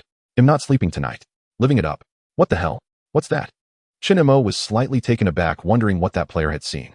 The next moment he was shocked by the player's discovery. "I can't believe I saw a big ship. A real ship. What? Are you hallucinating from the cold? How could there be ships in this place? I absolutely didn't miss see. It's a ship and it's lit up. It's moving really fast. Then call for help. Where is everyone? Why isn't this brother saying anything? Could it be a deadly ghost ship? From my analysis, he might have gone insane and jumped into the sea hallucinating. What the hell? I also saw a big ship. Another one has gone mad. No way, what are the odds?" Chun Imo also felt that it was very unusual for 2 people to go insane at the same time and see the same illusion. Could it really be a big ship? What could that big ship be used for? For safety, Sake, it's best not to approach casually. Who knows if there is danger on the ship? If it really is a ghost ship, getting close would definitely be the end. However, it's worth keeping an eye on related messages. He browsed through some more messages, and another player encountered the big ship, claiming that the ship had suddenly appeared, sailed around him for a while, and then vanished. That certainly feels ghostly. Chun Imo shook his head. If he could seize the ship, that would be even better. After browsing for a while, no other players mentioned encountering the big. Chun Mo felt a bit tired, so he simply turned off the communication channel, expectantly glanced at the ice block emitting colorful light, and comfortably closed his eyes. Tomorrow he'll work on the magical ice crystal. Sleep time. A few hours later, Chun Mo was awakened by a thunderous snoring sound. Who? Snore. Snore. Snore, snore, snore, snore. Snore. This guy can snore too. Chun Mo looked helpless. After thinking for a moment, he decided not to disturb the old man in his lazy slumber. He stretched lazily, glancing at the nearly extinguished fire pit, and paused. The fire pit didn't wake me up to add wood. Suddenly the flames on the fire pit flickered, and then let out a what the hell? I almost fell asleep. Chun Mo, hurry and add wood. I can't hold on anymore. Chun Mo rolled his eye. Who? Attacking me while I was sleeping. Chun Mo truly had no way to deal with them. These two were like oil and water. Forget it. Chun Mo took their bickering as background noise to avoid the silence. He prepared to go outside and pushed open the wooden raft blocking the door, instantly feeling a gust of cold wind. Tightening his coat, Chun Mo bent down and walked out, discovering that dawn was just breaking. In the distance, he could faintly see a pile of ice floating, but it would take a while to get there. Returning to the ice house without any supplies was unnecessary to endure the cold outside. Breakfast was still uncertain, but at least water had to fill him up. As Chun Mo roasted the fire, he opened the communication channel and sent out a message. Chun Mo looking to buy. Is there a chance? Brother, what is the magic ice crystal stone? Chun Mo was left speechless, thinking this person had come to trade, but instead, he was asking what a magic ice crystal stone was. How boring is this? Delete it. He decisively closed the chat window, only to see the private message notification flash again. Brother, I don't have a magic ice crystal stone, but I have something more valuable. Do you want it? How about a bomb? Chun Mo was shocked. There were others who had obtained bombs. But the other party must have encountered the same problem. No bombs. He chuckled. This is quite good. A bomb may not be useful now, but it will surely have value in the future. The other party must also understand the importance of bombs for future development. Selling it now means he is extremely short on survival supplies. Buy it back at a low price. What do you want? 3 pieces of metal, 5 bundles of grass, and 3 days worth of food. You are asking for too much. Brother, this is a bomb. A hot weapon. Brother, what you want is food, and it has to last for 3 days. Are you kidding?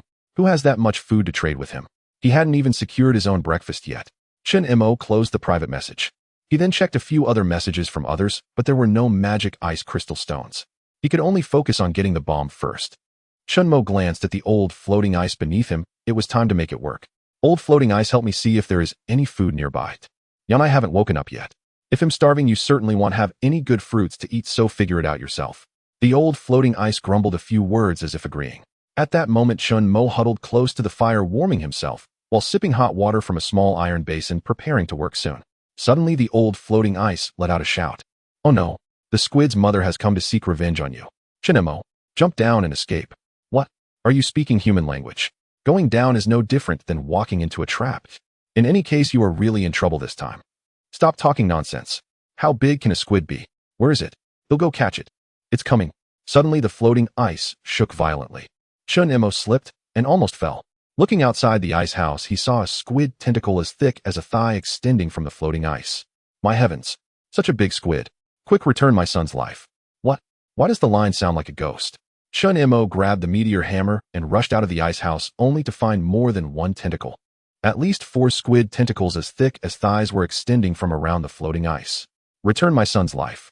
Return my son's life.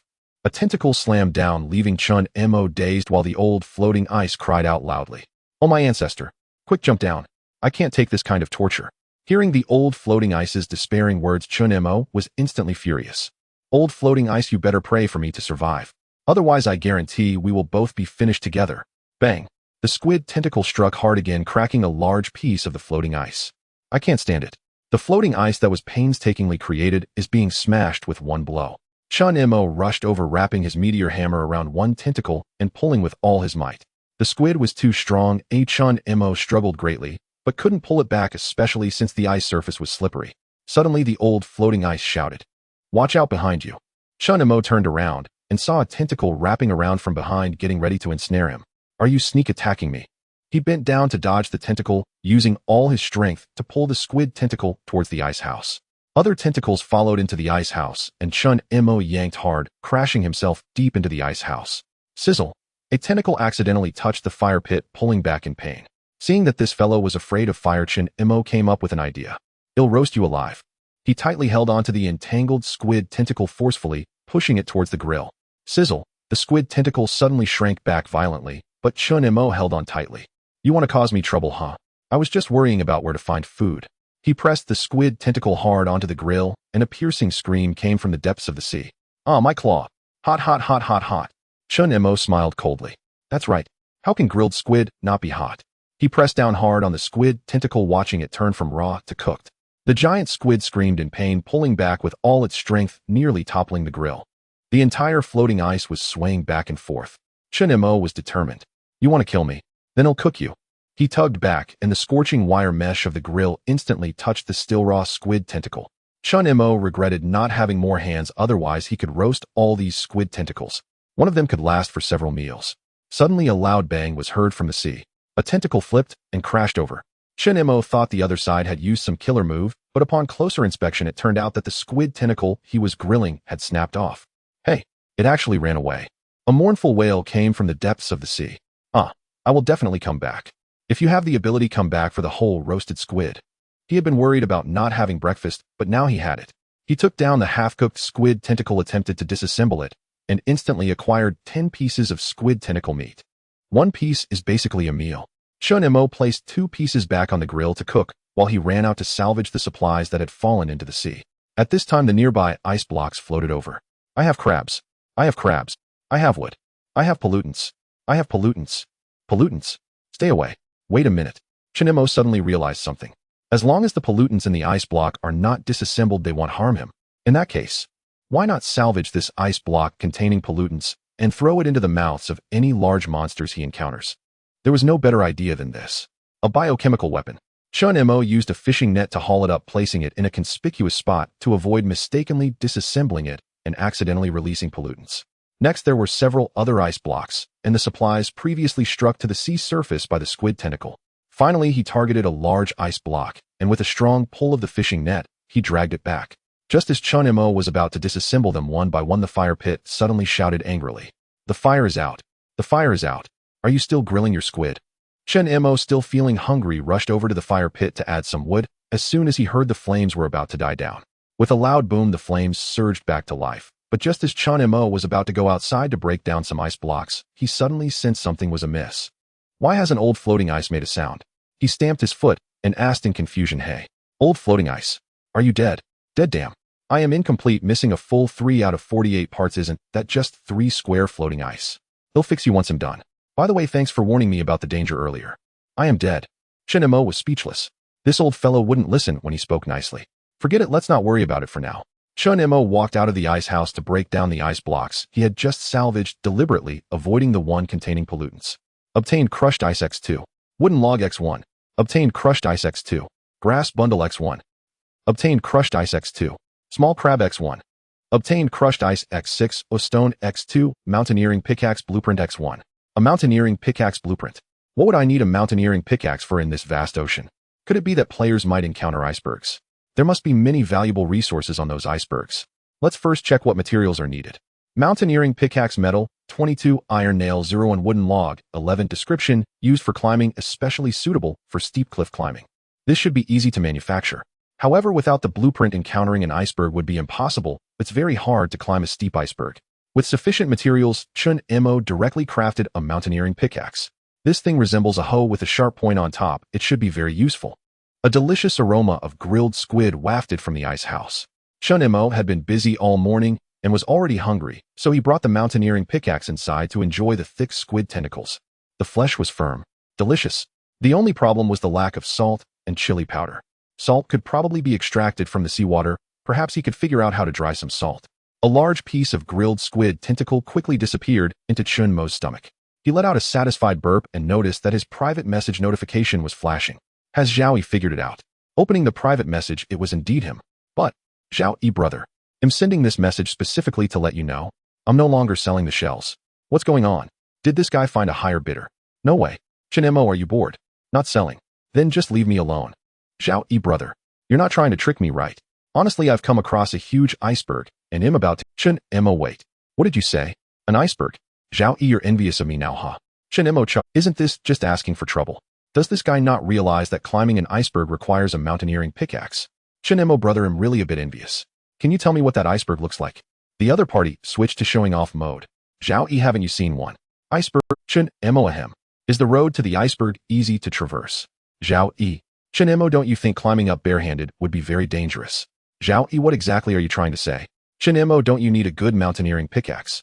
Zhao Yi, what? Chen Mo, I just happen to have a mountaineering pickaxe for sale at a discounted price of just 1 shell and 10 wooden logs. Zhao Yi, you bastard. Chen Mo, think it over, or you can try climbing it barehanded. Bye. Chen Mo closed the private message, trying to mock me. No way. Chen Mo believed this guy would most likely not be able to buy a mountaineering pickaxe since players probably did not have the corresponding blueprint yet. When the time comes, he would only be able to trade with himself. Soon Chen Mo realized he had underestimated the situation. He intended to check the communication channel to see how others were doing, only to find that several people were looking to buy mountaineering pickaxes. Who has a mountaineering pickaxe? I'll pay a high price for one. Damn it. You can't climb an iceberg barehanded. Who has a mountaineering pickaxe? Private message me. Has everyone encountered icebergs? Only a few people have encountered icebergs, but they seem unable to climb. I guess no one has a mountaineering pickaxe. Oh, otherwise they would definitely seize the opportunity to make money. For sure. They would definitely take the chance to profit. Didn't I just not see the messages in the communication channel earlier? Without hesitation, he immediately sent a message in the chat channel. Chen Mo selling mountaineering pickaxes. Only accepting rare materials for trade. If you want one private, Zhao Yi, damn. Finally someone is selling mountaineering pickaxes. Zhao Yi, what the hell? How come it's you? Zhao Yi, I. Am I really unable to get around you? Chen Mo, it's up to you whether to trade or not. Instantly Chen Mo's private messages started flashing. The first message was from Zhao Yi. Zhao Yi, brother. Can you sell me a mountaineering pickaxe? Can we do it at the price you mentioned? Now he's softening up. What was he thinking while showing off? Chen Mo, add 10 more pieces of metal. Zhao Yi, what? That's too steep. Where am I supposed to find that much metal? Chen Mo, you can either go salvage or trade. That's not my concern. In short, that's the price. I am the black heart merchant in your heart. Zhao Yi, brother. Please. Chen Mo, a resource-rich iceberg is beckoning to you. Don't keep it waiting too long. Zhao Yi, hey. Brother. I'm begging you. Can you make it cheaper? Zhao Yi, say something. Brother. Zhao Yi, I'll buy it. Chen Mo laughed. This was the response he was waiting for. He immediately sent a trade request. No matter how unwilling the other party was, they had to comply. The next moment a trade prompt popped up. Trade successful. Obtained wooden log x10, metal x10, shell x1. Quite a good haul, huh? These materials were surprisingly taken out all at once. Perhaps the pit was a bit shallow. Chen Mo nodded in agreement. He had no sympathy for such people. Closing the chat box, he quickly opened another private message. Can I trade 5 pieces of metal? Chen Mo glanced back. Lao Fubbing was exaggerating as usual. There were indeed more supplies, but not enough to sink the ice flow. Lao Fubbing's habitual overstatement rolled off him, and Chen Mo pretended not to hear. He swiftly checked his private messages and closed several more deals. Remarkably, he even traded for a magical ice crystal. Only 2 more magical ice crystals were needed to forge the ice crystal hammer. He had taken another step toward shattering that wondrous iridescent ice block. Chen Mo continued crafting climbing pickaxes, and as more players arrived at the iceberg demand for the tool, in less than 10 minutes, he sold 6 more pickaxes, but then he noticed inquiries dwindling. Had no other players discovered the iceberg? He opened the chat channel and immediately saw the problem. A player had posted that they were selling climbing pickaxes for only 4 units of metal and 3 units of wood and instructed buyers to go to the trading channel. Other players reacted in shock and dismay. How could it be so cheap? Some cursed that they had overpaid, others celebrated that they had snagged a bargain. Let's climb the iceberg, the messages urged. Chen Mo, seeing this, felt no anger. This had been expected. Had he not anticipated it, he would not have rushed those earlier sales. There was no need to undercut prices. He simply listed his own offers at the same rate, subtly diverting customers. Satisfied with the plan, Chen Mo continued to synthesize pickaxes, craft 1, list 1, each at the same price as the rivals. Soon a cascade of transaction notifications arrived. Transaction successful. Obtain metal x4, wood x3. The confirmations came in a steady stream. Buyers kept appearing, and Chen Mo kept his listings active, losing track of how many pickaxes he had produced until suddenly the trade notices thinned out. Checking again, Chen Mo saw competitors racing to steal customers. Prices had been driven down to 4 metal and 2 wood, approaching the margin. A few more buyers, and the profits would vanish. He listed the rest of his pickaxes at the prevailing price and stopped crafting. As the final transactions completed, a fresh pile of materials accumulated at his back. Lao Fubbing emitted a plaintive howl. Chen Mo, you care more for coin than life. I'm sinking. Chen Mo retorted curtly, don't scare me like that. Chen Mo paid it little mind. His gaze was drawn to a distant white speck on the horizon. As he wondered if that might be the iceberg, the campfire suddenly gave a desperate crack. Help! I'm going to die, someone shrieked. Chun Mo froze. Was the fire about to go out? He turned to fetch a log to stoke it, then stopped in sudden astonishment. A shallow wash of seawater had spread across the entire surface of the floe. The area beneath the ice hut had sagged so low that the sea had seeped inside. The fire hissed and steamed as sea spray doused it. What the hell? It's soaked through. Why didn't you warn me? I've been shouting for help and you ignored me. Lao Fubbing complained. Who told you to cry for help at every turn? Wait, I will synthesize more floe.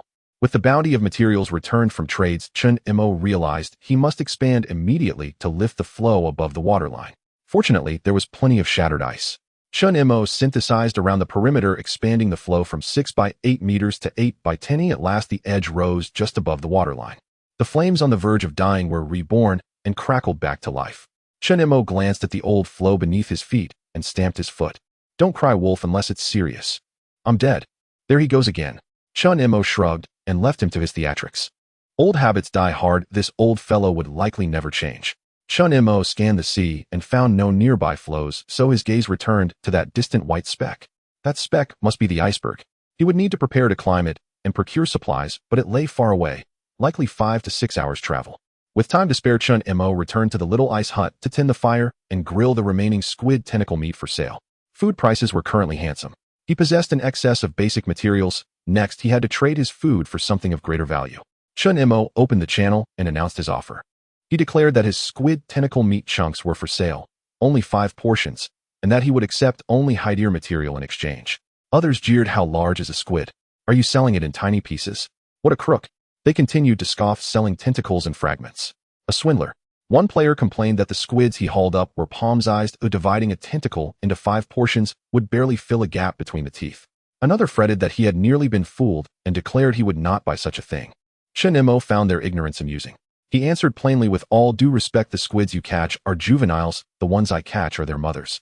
The chat erupted. You must be boasting. How big are their mothers anyway? Fraud. The critics jeered, but Chun Mo paid them no heed. In this bitter cold, food would not spoil in his hands. If someone bought, he would sell. If not, so be it. Suddenly, his private message horn blinked. He opened it and found a real buyer had arrived. Zhu Dayo. Zhu Dayo called out that they had traded before and asked just how large Chun Mo's squid tentacle chunks were. Chun Mo remembered him. He was the daring man who had once scraped the floe to trade for a few fish. Still alive, Chun Mo thought, resilient. He replied dryly that before cooking the tentacles were as thick as a thigh. Zhu Dayo reacted in stunned disbelief. Zhu asked how Chun Mo had managed to butcher such a huge squid. Chun Mo shrugged. He had not slain it, but one of its tentacles had been torn off and ran away on its own. Zhu Dayo could hardly believe it. Such a large squid fled from him. Chun Mo replied coolly that he had roasted one of its tentacles alive. Zhu Dayo exclaimed that Chun Mo was ruthless. Chun Mo thought to himself, he was not so cruel. He had scraped the floe down to only 2 square meters just to secure a morsel. It was a small miracle that Zhu Dayo was still alive. Chun Mo asked bluntly whether he would buy. Zhu answered yes. Chun Mo stipulated that he would not accept basic materials as payment. Zhu Dayo proposed an alarm clock for trade. Chun Mo was surprised that such an item existed among survivors. Zhu laughed and suggested 2 squid tentacle chunks in exchange would be fair. The offer was eagerly accepted. An alarm clock seemed trivial, yet with it one could schedule time precisely, ouestimate the iceberg's distance, set the alarm, and remain safely by the hearth in the hut while others traveled.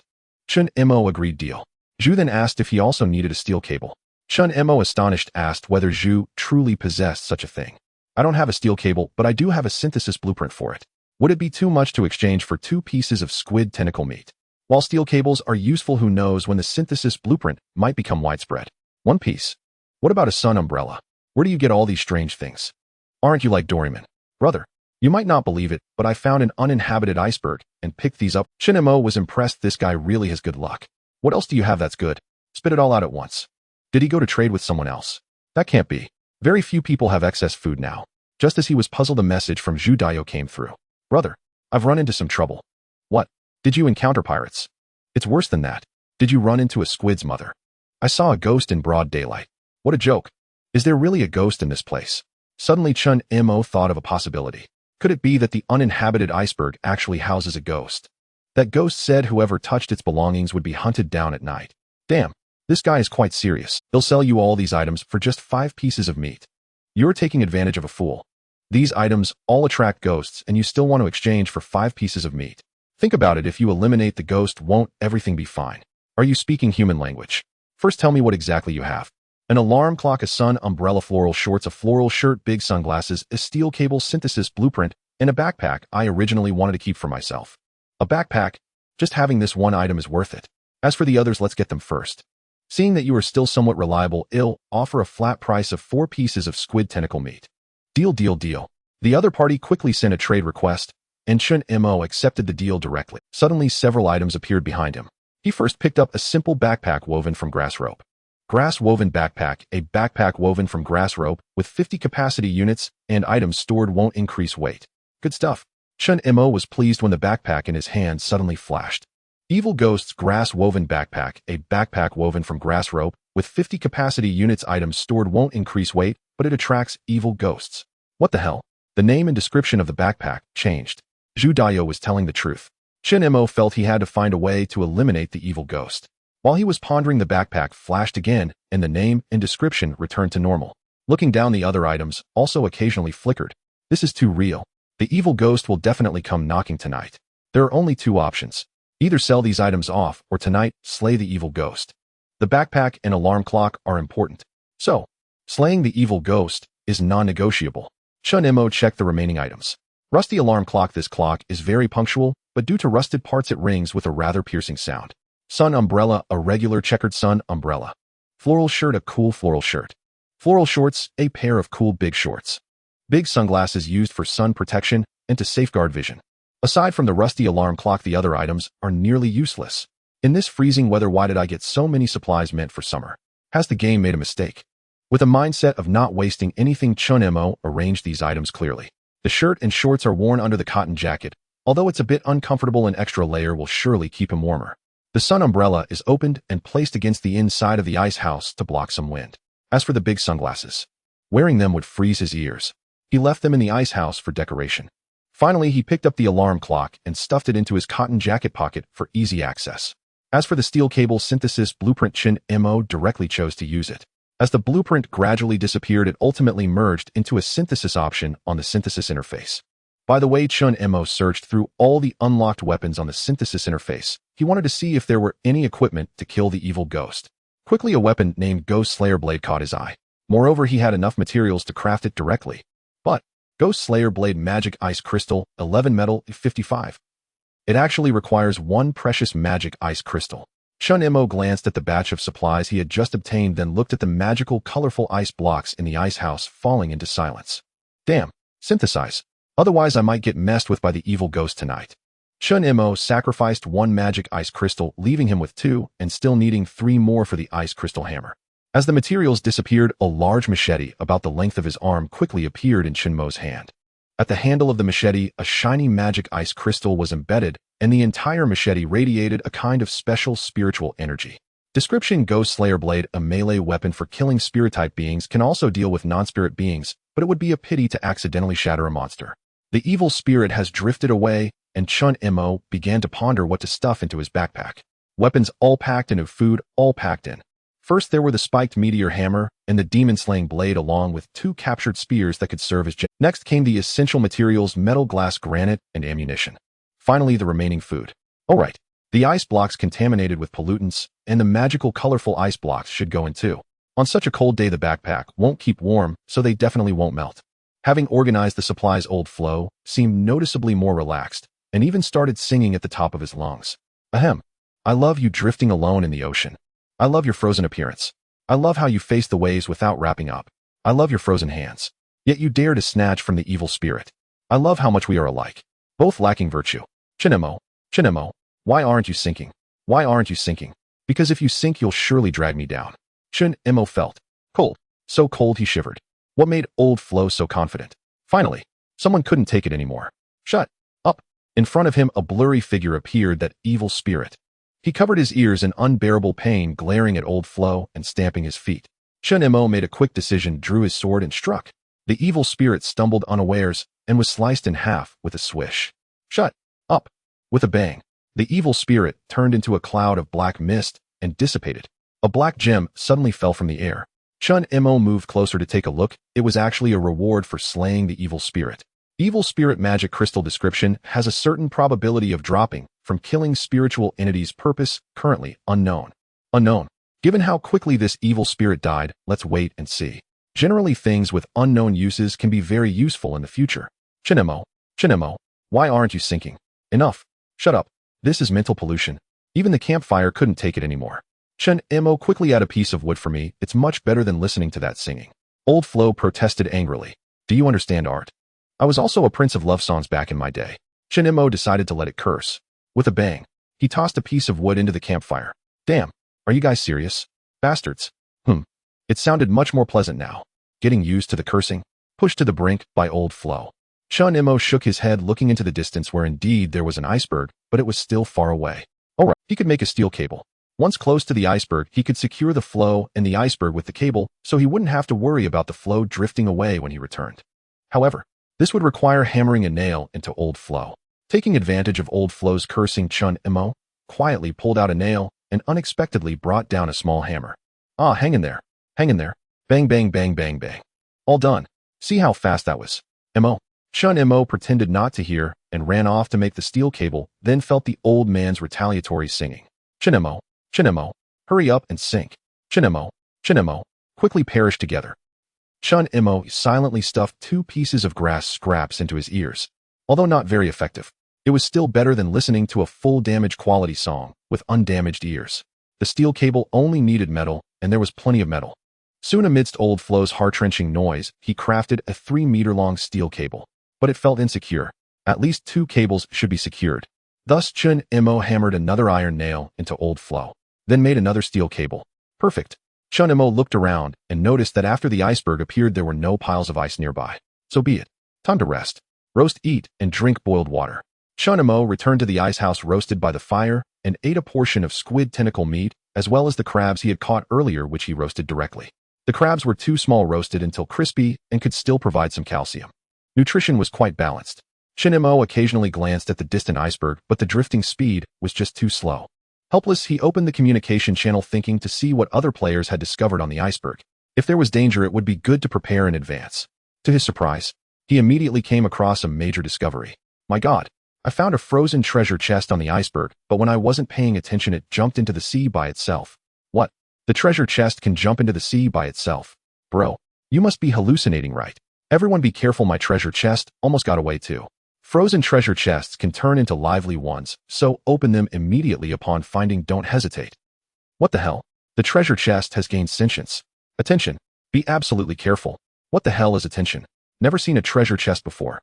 Chinemo recalled that he had once obtained a treasure chest from a sea turtle. Thankfully, he had opened it quickly, or it might have run away. What if the frozen treasure chest turns into a lively one when he encounters it? This is a problem. Chinemo felt he must come up with a solution. For example, hammer it into unconsciousness when he sees it. Chinemo felt like his thoughts were becoming increasingly insane. Can treasure chests also be stunned? The problem is there's no other way. He couldn't create a fishing net strong enough to catch the treasure chest. Chinemo checked the communication channel for a while and found that besides treasure chests, there were small ice caves on the iceberg, and the situation inside was more complicated. Some said it was very safe, others said there were monsters, some mentioned rare materials, while others claimed there was nothing at all. The last situation was probably due to bad luck. What terrible luck! At this point, Old Flo probably got tired from howling and ended its performance with a dry cough. Chinemo simply took out an alarm clock, set it for 3 hours, and took the opportunity to take a nap. At times like this, it's best to rest when there's nothing to do. Once busy, you won't even have time to catch your breath. He blocked the door with a wooden raft and opened an umbrella inside for extra wind protection. 3 layers of grass mats below, 3 layers of grass mats above, and the alarm clock placed next to his ear. Very nice.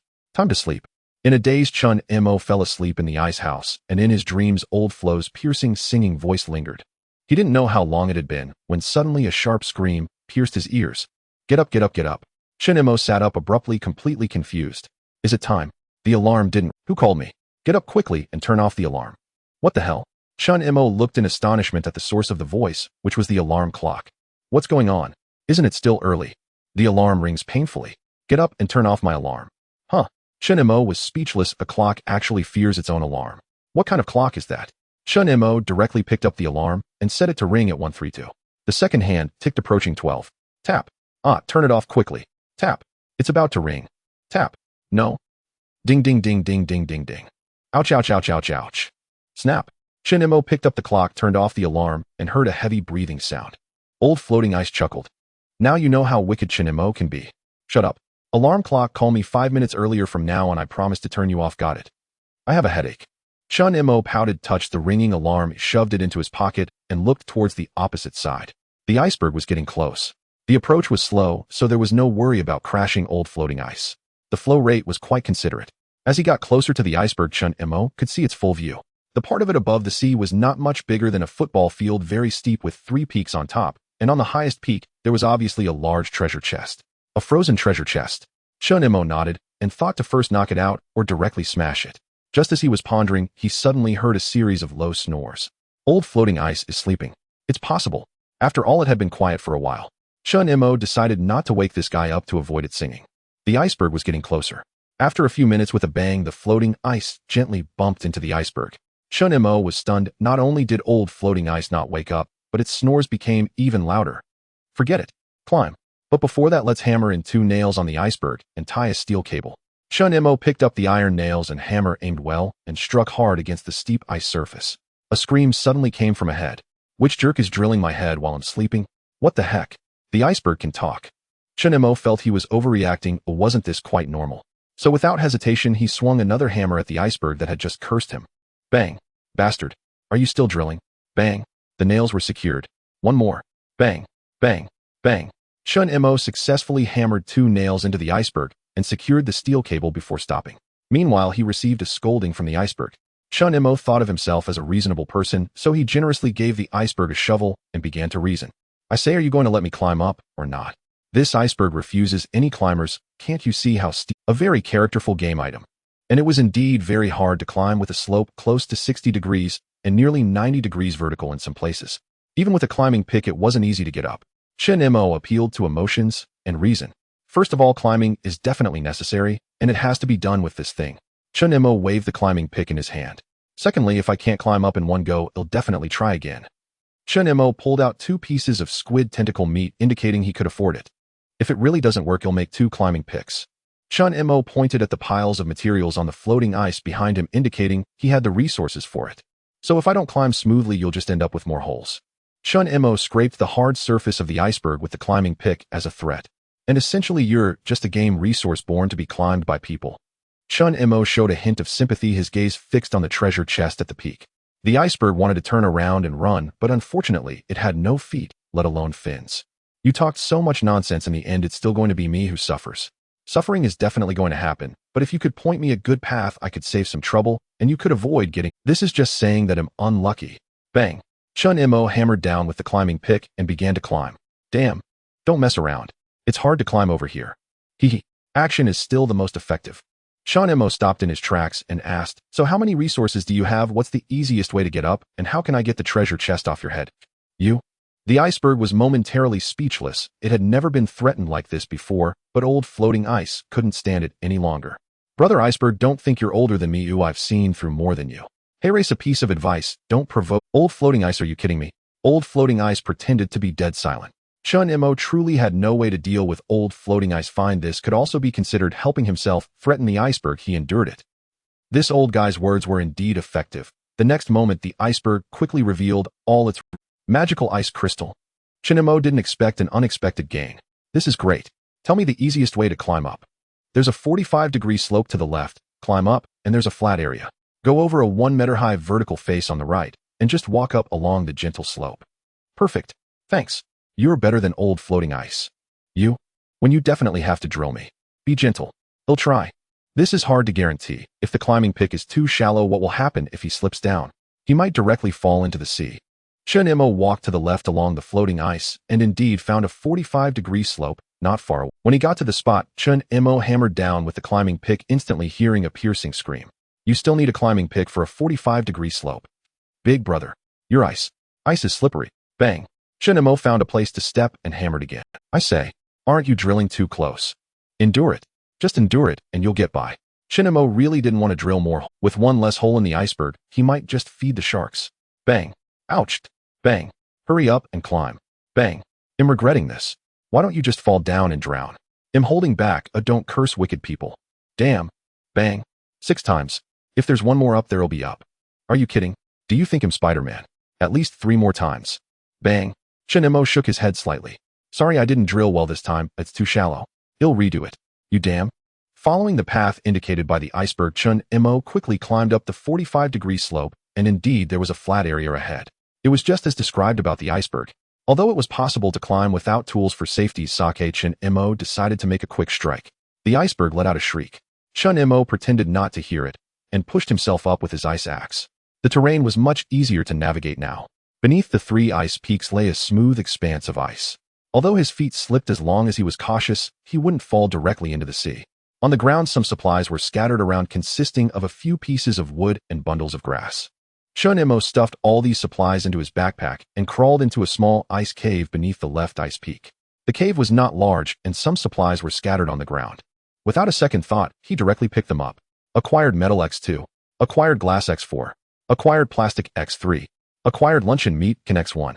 Not bad. The food now had almost no seasoning, but in terms of flavor the luncheon meat was much tastier, at least it was seasoned. After stuffing these supplies into his backpack, Chun Mo headed to the ice cave beneath the right ice peak, and effortlessly obtained a piece of magical ice crystal. Now only one last item remains. A treasure chest. He looked up and saw the large treasure chest perched motionless on the top of the middle ice peak, probably frozen solid. Climbing up to retrieve it. What a joke. This ice peak was too steep. A slope of 70 to 80 degrees extended up for 30 to 40 meters, making it impossible for an ordinary person to climb. Just as he was worrying, a familiar call came from Adair. Craving shrimp, craving shrimp, craving shrimp. Chun Mo looked up and was surprised to see the little seabird he encountered last time. Looking for something to eat again. He glanced at the little seabird, and then at the treasure chest atop the ice peak, suddenly chuckling. Wasn't this a helper? The ice surface was so slippery. If he could get the little bird to push the treasure chest down towards him, that would work. This plan was feasible. He waved at the little white seabird, saying, "Little bird, would you like some squid?" "Baby squid." "Yes, yes, yes. Not baby squid, it's mama squid," Chun Mo said, pulling out a chunk of squid tentacle meat frozen solid. "Such a big piece. All for me. What does the boss want me to do?" "Boss? Really? How considerate. Money can make the devil push the mill, and fish can make the bird push the box." Chun Mo did not neglect the little guy, tearing off a small strip of squid tentacle meat and placing it on the ground. "This is an advance payment. After you help me push down that treasure chest, this big piece will be yours." The little seabird eagerly swooped down, pecking at the meat strip and backing away a few steps, its beak clacking as it swallowed the squid meat strip, seeming to choke for a moment and shaking its head. "Delicious. I want more. First do the work and he'll tear more meat strips for you. The boss is so considerate, the boss is so considerate. He'll go to work, he'll go to work." Chun Mo nodded in satisfaction. Among the beings capable of speech in this world, this little seabird he met by chance was the most to his liking. As long as it was given food, it was willing to help with anything. At that moment, it had already fluttered its wings and flew up. It flew beside the treasure chest and kicked it hard with one claw. The treasure chest seemed to move slightly. So heavy, so heavy. Need more meat, need more meat. More meat. Definitely more meat. Chun Mo slowly tore the meat strips, thinking that this chunk of squid meat, when shredded, looked much more than before, and besides, it might not even finish it. If it could really finish it, Chun Mo would accept it, and at worst he would give it another batch of squid meat strips. The little seabird was working hard, kicking and calling out. "Hey, hey, hey, hey, hey, hey, hey." Crack. A crisp sound came from the top of the iceberg. The treasure chest slid a considerable distance, looking like it was about to fall. Chun Mo put down the meat chunk, gripping his meteor hammer tightly. Once the treasure chest fell, he would smash it. The iceberg immediately cried out in pain, and the treasure chest suddenly seemed to wake up, bouncing up and trying to jump into the sea. Still trying to escape. Chun Mo made a swift decision and smashed down with his meteor hammer, instantly deforming the treasure chest. "What the hell? Help!" Killing the treasure chest. As the treasure chest jumped and screamed, Chun Mo followed up with another strike of the meteor hammer. With a loud bang, the treasure chest flipped over, crashing down onto the iceberg. The iceberg was furious. "You two go fight in the sea." Chun Mo couldn't care less about the iceberg's feelings. The treasure chest had been hit and flipped over, still trying to jump into the sea. Its toughness was too high, and 2 hits hadn't finished it off. Without hesitation, he swung his meteor hammer again. The treasure chest let out a scream and was pulled back by Chun Mo, clattering and hopping to the other side. "So tough. Don't run. Don't hit. If you don't run, I won't hit. If you don't hit, I won't run." Although the treasure chest said this during the brief moment Chun Mo paused, it was still continuously hopping to the other side. This was too much. All he wanted was to open the chest and take something. Oh, why was it running so hard? The little seabird in the sky was watching the chaotic scene below, with Chun Mo and the treasure chest anxiously calling out. "Over there, over there, over there. Over here, over here, over here. It's trying to climb up, trying to climb up. It's going to smash my squid meat. My squid meat." Be careful, it's slippery over there. Chun Imo never imagined that he could deal with pirates, grill squid, and cut down ghosts, but now he couldn't handle a mere treasure chest. It could jump around, and what was worse, it was provocatively taunting him because it realized Chun Imo couldn't defeat. Come on you. He'll dodge. Oh, you can't kill me. La la la la la, it was truly asking for trouble. Chun Imo felt he must teach it a lesson. Aiming at the treasure chest, he suddenly swung his meteor hammer, smashing it down with a bang, just as the treasure chest jumped up, and then Chun Imo jumped up directly, sitting on it to pin it down. But this thing was so strong, even like this, it kept jumping up. First, let's open it. Chun Imo chose to open the treasure chest. The lively tin treasure chest refused to be opened. What the hell? This was the first time Chun Imo encountered such a situation. Well, he could only force it open. Chun Imo switched to 2 long spears riding on the treasure chest, and with 1 spear in each hand, he vigorously jabbed at the top of the treasure chest. Bang, bang, bang, bang, bang. The treasure chest struggled and let out a series of screams, still refusing to open its lid. Finally, after 20 minutes of relentless effort, the treasure chest's lid was punctured. My head is leaking. Bang, bang, bang, bang, bang. Chun Imo continued to poke. For such a disobedient treasure chest, it had to be taught a harsh lesson. At least a hole big enough to reach inside had to be made. 5 minutes later, a hole large enough to pry open the treasure chest's lid was punched through. Chun Imo reached inside and instantly received a cascade of notifications: in acquired plastic 2, in acquired metal 2, in acquired iced cola 1, in acquired cotton 2. Iced cola was a rare luxury, but cotton was rarer still. In this frigid, desolate land, crafting a thick, insulating cotton-padded coat would be nothing short of divine indulgence. Chun Imo was thoroughly pleased with his haul. He stuffed all the supplies into his pack. The iced cola he'd warm slightly by the fire, just until half thawed, then drink straight away. But would it be too cold? Just having something to drink was already a blessing, and besides, cola was never meant to be consumed at room temperature.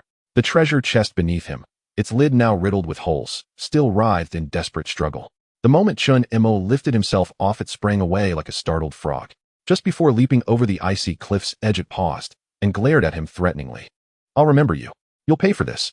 My brothers and friends will come for vengeance. And damn it, you filthy bird, sneak attacking me. In mid-sentence, it was kicked clean off the precipice by a small seabird. It tumbled head over heels down the ice mountain, shrieking as the ice groaned and cracked, until finally plunging with a thunderous splash into the sea. Brilliant. Chun Imo hadn't expected the little seabird to deliver that final decisive kick. He piled the shredded squid meat into a neat little mound. Come on, time to eat. Nye. Yay. So much more than before. Ahem. Of course, in the meat was the same piece, only torn into fine strands, making it appear far more abundant. Chun Imo rubbed his hands together, watching the seabird devour the strips with ravenous delight, then suddenly recalled the chest's final words, and he was certain he hadn't misheard. It had indeed vowed its brothers and friends would seek revenge. And damn it. Go ahead. Revenge yourselves all you like. And after all, if the chest's kin were also chests, what were they but more chests? Chun Imo sincerely hoped the punctured chest wouldn't renege on its threat. And if several grand chests came seeking vengeance every day, well, life couldn't get much better. Just kidding. And whoever complained about too many treasure chests? Chun Imo glanced at the little seabird. It had gobbled down several mouthfuls, clearly satiated, yet kept cramming more strips into its beak. After swallowing a few more strands, it flapped its wings and took flight. And save some for me. Save some I'll call my eldest brother, second brother, third brother, fourth brother, fifth brother, seventh younger brother, eighth younger brother, ninth younger brother, and 10th younger brother. We'll all feast together. Let's all eat together. And so many brothers. Nah, so it was the 6th born. And go ahead. I'll save it for you. From now on, I'll call you 6th brother. 6th brother. 6th brother. I'm 6th brother. And save it for 6th brother. And 6th brother's coming right back. Chun Imo nodded. Go on then. I'll leave the strips here for you. I'm heading down the mountain now. You can return and eat later. With that, he began descending the ice mountain. All resources had been gathered. Lingering served no purpose. Better to hurry back, warm up, and stoke the fire. Still, could he perhaps live on the ice mountain itself? It was far sturdier than drifting floes, and its ice caves offered excellent wind shelter. We'll see. First, back to the fire. Chun Imo withdrew his ice axe, preparing to descend, and the mountain recoiled in alarm. And hey, you're using an ice axe to descend? Chun Imo nodded firmly. Survival came first. And for the next 10 minutes, he climbed down amid the mountain's anguished wails, finally reaching the small ice hut on the old floe, where he settled in with deep, blissful relief beside the crackling fire. As he warmed himself, he peered out through the ice hut's arched doorway, and soon spotted a flock of over a dozen white seabirds soaring toward the mountain. No guesswork needed. The leader was unmistakably 6th brother. They alighted one by one upon the ice mountain. Chun Mo assumed they'd eat and fly off, only to be utterly astonished when after finishing their meal they all took flight, straight to the floe. Delicious, delicious. Nwiri still hungry. Still hungry. NW came empty-beaked. Surely it's fine to eat right. Kind humans always love birds. Nelder brother, you're the senior bird. Sixth brother. Sixth brother. Quick, asked the benevolent human for a piece of squid. Exactly, exactly, exactly. In hearing the chorus of chirping voices, Chun Mo grimaced. Apparently not all seabirds possessed sixth brother civility. He wasn't running a charity. Why should he hand out food on demand? At that precise moment the old floe let out a sly snickering laugh. And ha, Chun Mo, in my humble opinion, you'd do better to stop feeding them altogether. Why not just catch them? 10 roasted seabirds. Wouldn't that be delicious? And before Chun Mo could utter a word, the 10 birds erupted in protest. Roast seabirds. And boss, this floe is pure evil. And brothers, follow me and peck it to pieces. Nelder brother, I'm with you. In the next instant, led by the largest seabird, the entire flock plunged downward. Beaks aimed unerringly at the floe. Even sixth brother joined in. Chun Mo nearly couldn't bear to watch. 10 birds hammered the floe like high-frequency pile drivers, sending shards of ice flying, eliciting ear-splitting shrieks and desperate pleas for mercy from the ancient floe. Chun Mo thought it served the floe right. Inciting mass outrage was unwise. If it had to speak ill, it should have done so discreetly, not brazenly in front of 10 seabirds. And seeing the relentless pecking continue for a full minute, Chun Mo decided it was time to intervene. Enough pecking, dinner's served. And none seabird snapped its head up, spotting the chunk of squid meat in Chun Mo's hand, and immediately flapped over, wings beating furiously. Chun Mo raised an arm, halting it midair. And you, bold little thing, aren't you afraid I'll roast you instead? In no fear. Birds united are mighty. And defiantly the little creature turned its head and cried, dinner time. And well now, that was audacious freeloading delivered with impeccable moral authority. Chun Mo dropped the bird onto the ground. Instantly the other seabirds lifted their heads, all staring intently at him, or rather at the squid chunk clutched in his hand. A tense standoff ensued. Chun Mo stood still. The birds stood still. Chun Mo moved. The birds remained motionless. But the moment the squid chunk shifted in his hand, every single bird swiveled its neck in unison. Half a minute later, sixth brother stepped forward, calm, composed, diplomatic. Boss, we won't. Chun Mo said nothing, waiting for the others to speak. One bird's promise meant nothing. What he needed was a fully coordinated avian air squadron. Another half-minute passed. Then the plumpest bird hopped forward. The eldest brother, I led. Whatever the boss commands, we obey without question. Eldest brother speaks truth. Absolutely true. True. True. True. And so the flock reached unanimous consensus. Chun Mo grinned. Agreed. Each of you gets one strand. Collect yours, then scout the surrounding area for me. Only after returning do we resume the feast. One strand is too little. At least 2. And 3. And 5, minimum 5. And sixth brother, speak some sense. Chun Mo shook his head, exasperated. Too many birds, too many opinions. Just one strip of meat per bird.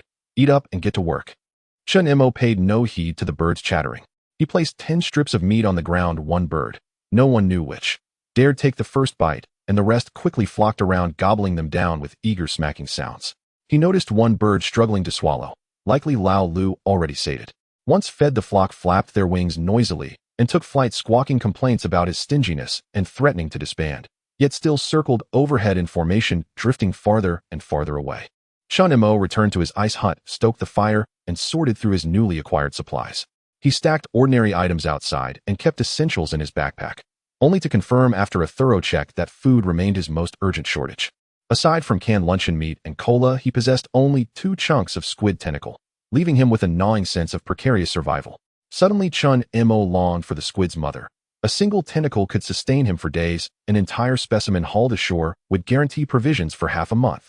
Of course, slaying such a colossal squid was no trivial feat. Glancing outside, he decided it wiser to await news from the seabirds. Perhaps they'd spot salvageable goods adrift upon the waves. Yet no seabirds were visible in the sky. Evidently, they had flown far beyond sight. As Chun Mo continued tearing strips from the squid flesh, he opened the communal comms channel to survey others' progress.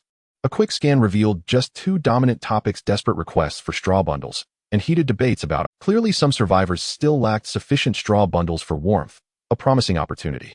Chun Mo still held a surplus and was eager to trade them for rare commodities, such as magical ice crystals. He promptly posted an offer in the comms channel: straw bundles for sale, exclusively in exchange for rare materials. Almost instantly, private message alerts began flashing. He opened his inbox and scanned each message one by one. Brother, 1 mug for 10 straw bundles. Deal. Chinemo, do you have magical ice crystals? You want those? I'm keeping them for myself. Chinemo, I'll trade for nothing else. Brother, won't you at least take— How else will you drink? Chinemo, I use a basin, and frankly you don't seem cold at all. After sending that reply, Chinemo closed the chat window outright. He strongly suspected this interlocutor was a dedicated straw bundle speculator whose inventory of critical resources would almost certainly remain off-market. Opening the second private message, Chinemo felt his pulse quicken, irresistibly so, because of its sheer mouth-watering appeal. 1 pack of instant noodles for 12 straw bundles. I'm bleeding on this deal.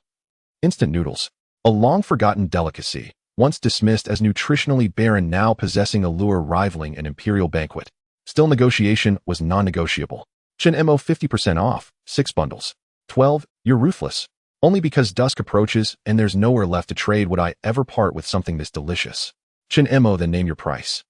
At least 10 bundles. Chinemo, nightfall isn't far off, you decide. Damn it. Fine, you win. Apparently worn thin, the other party immediately sent a trade request. Chinemo accepted without hesitation.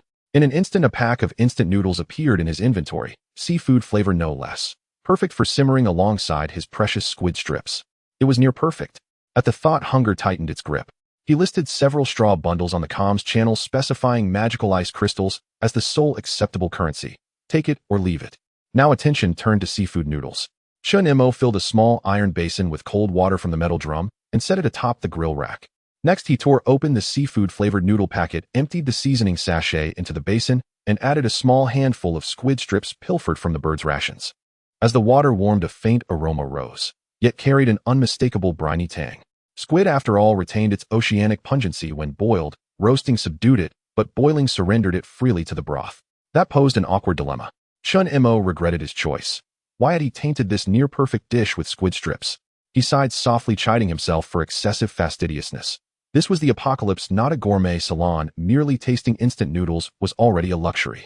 As the water neared boiling, he prepared to add the noodles, when suddenly shrill cries erupted outside. Push harder. Hey, hey, hey. Faster. Hey, hey, hey. We're almost there. Hey, hey, hey. What on earth were they doing so vigorously? Curious, Chinemo ducked out of the ice hut. There a dozen seabirds flapped furiously above the waves, their claws straining against something unseen beneath the surface. He shouted toward them. What have you found? From beneath his feet came the voice of Lao Fu Bing. Your eyesight. Even I see better than you do. That's just a liquor bottle. A liquor bottle. That hadn't crossed Chinmo's mind. Was it truly a message-carrying bottle adrift upon them? Intrigued, he watched as the seabirds, one kick at a time, propelled the bottle toward Lao Fu Bing's edge. Chinmo hurriedly retrieved his fishing net and stood ready at the rim, waiting for the bottle to drift within reach. At Lao Lu's signal, the flock scattered, and Chinmo seized the moment, sweeping the bottle cleanly into his net. Upon closer inspection, it was unmistakably a message in a bottle. Obtained message in a bottle. 1 description. A message in a bottle is simply a vessel adrift at sea, not guaranteed to contain cryptic notes. If uncertain what lies inside, perhaps consult the label. Ugh. Chinmo stared blankly at the description, utterly unimpressed. The label itself proved even more underwhelming.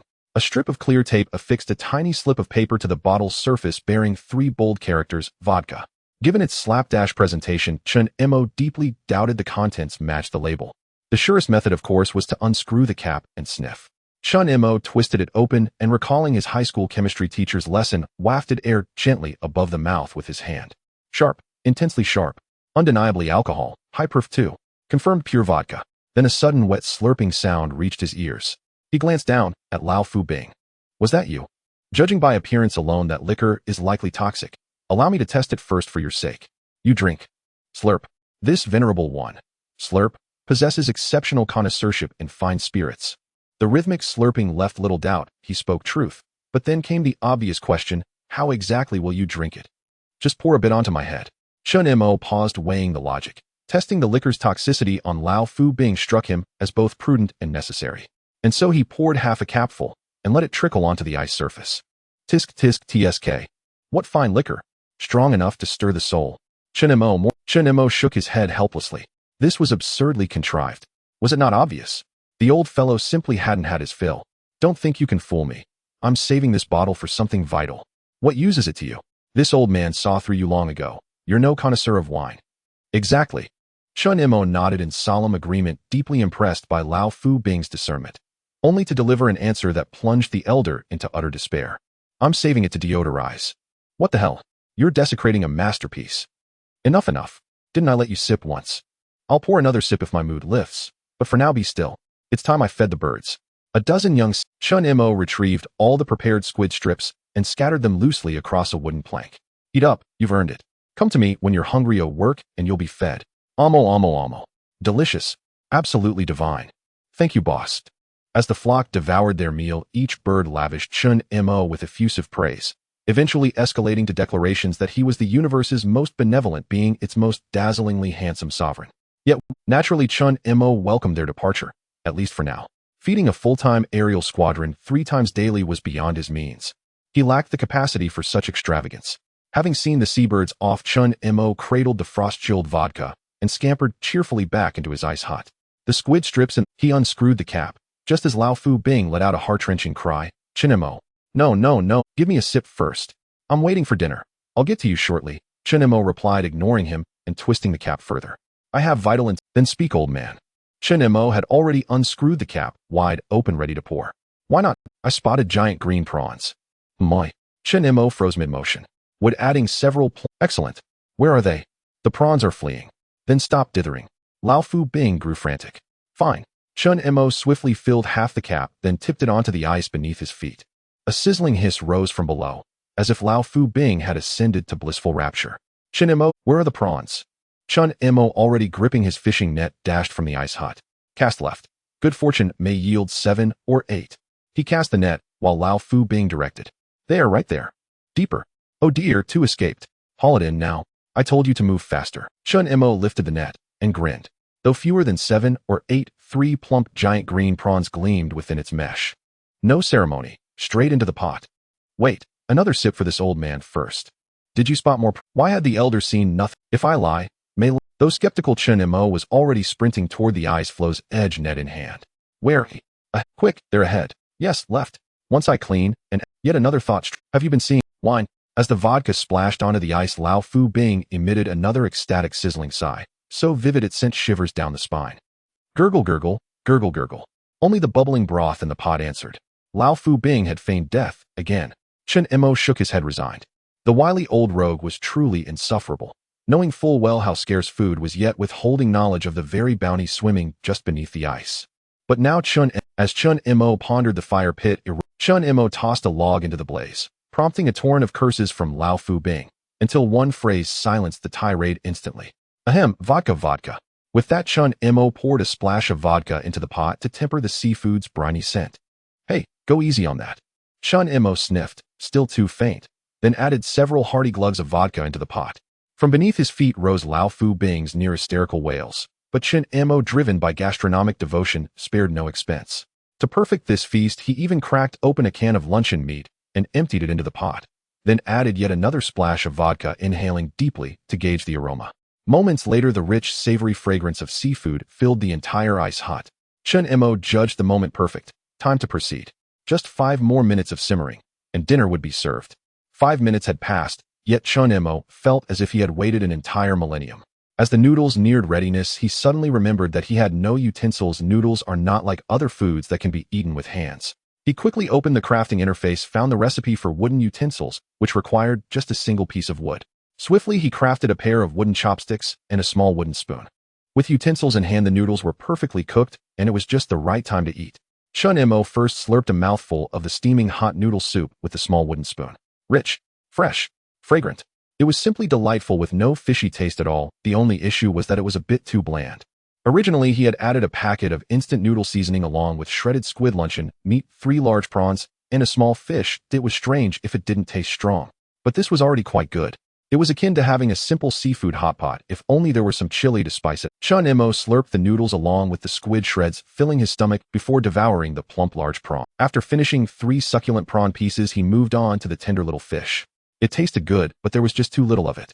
With his stomach already over half full, he gradually finished off all the ingredients, and in the end, he didn't forget to gulp down the bowl of rich seafood noodle soup. He felt asleep. After yawning, he crawled out of the ice house. If it had simply floated away, as expected, opinions varied widely. Some said it sank shortly after, while others claimed it hadn't sunk at all. One unfortunate soul was inside the iceberg's cave when it went down, nearly sinking to the bottom of the sea with it. In addition to discussing the iceberg, many players were still buying grass clumps. Chun Mo posted a trade request for magical ice crystals, but not a single deal was made. He decided to cancel the trade and shouted in the communication channel that he was looking for all kinds of alcohol. Chun Mo is buying all kinds of alcohol. If anyone needs grass clumps, they can trade with alcohol. What the heck? A drunkard. It's this time and you're still drinking. They have resources. No worries about food and drink. Bro, how about beer? Chun Mo, any kind of alcohol is fine. White beer, dark beer, red beer, tequila, vodka, brandy, wine, ergot, Moutai. Anything that's alcohol works. You really don't have a single grass clump to spare. Chun Mo, what are you thinking? You can't have both grass clumps and squid. After replying, Chun Mo sent over the trade information. The other party hesitated for a moment before completing the transaction, and Chun Mo suddenly had 2 bottles of ergot in his hands. But these bottles of ergot looked just like vodka, not very genuine. Message in a bottle note. A message in a bottle refers to a bottle floating in the sea, and it doesn't necessarily contain a mysterious note. If you're unsure what's inside, why not check the label? This bottle looked exactly like a vodka bottle, with only a simple label. The only difference was that the large letters had changed from vodka to ergot. Chun Mo was just about to stuff the 2 bottles of alcohol into his backpack when the old floating ice beneath him suddenly called out eagerly, "Ergot. Chun Mo, don't hide it. I see it. Oh, if you see it, then you see it.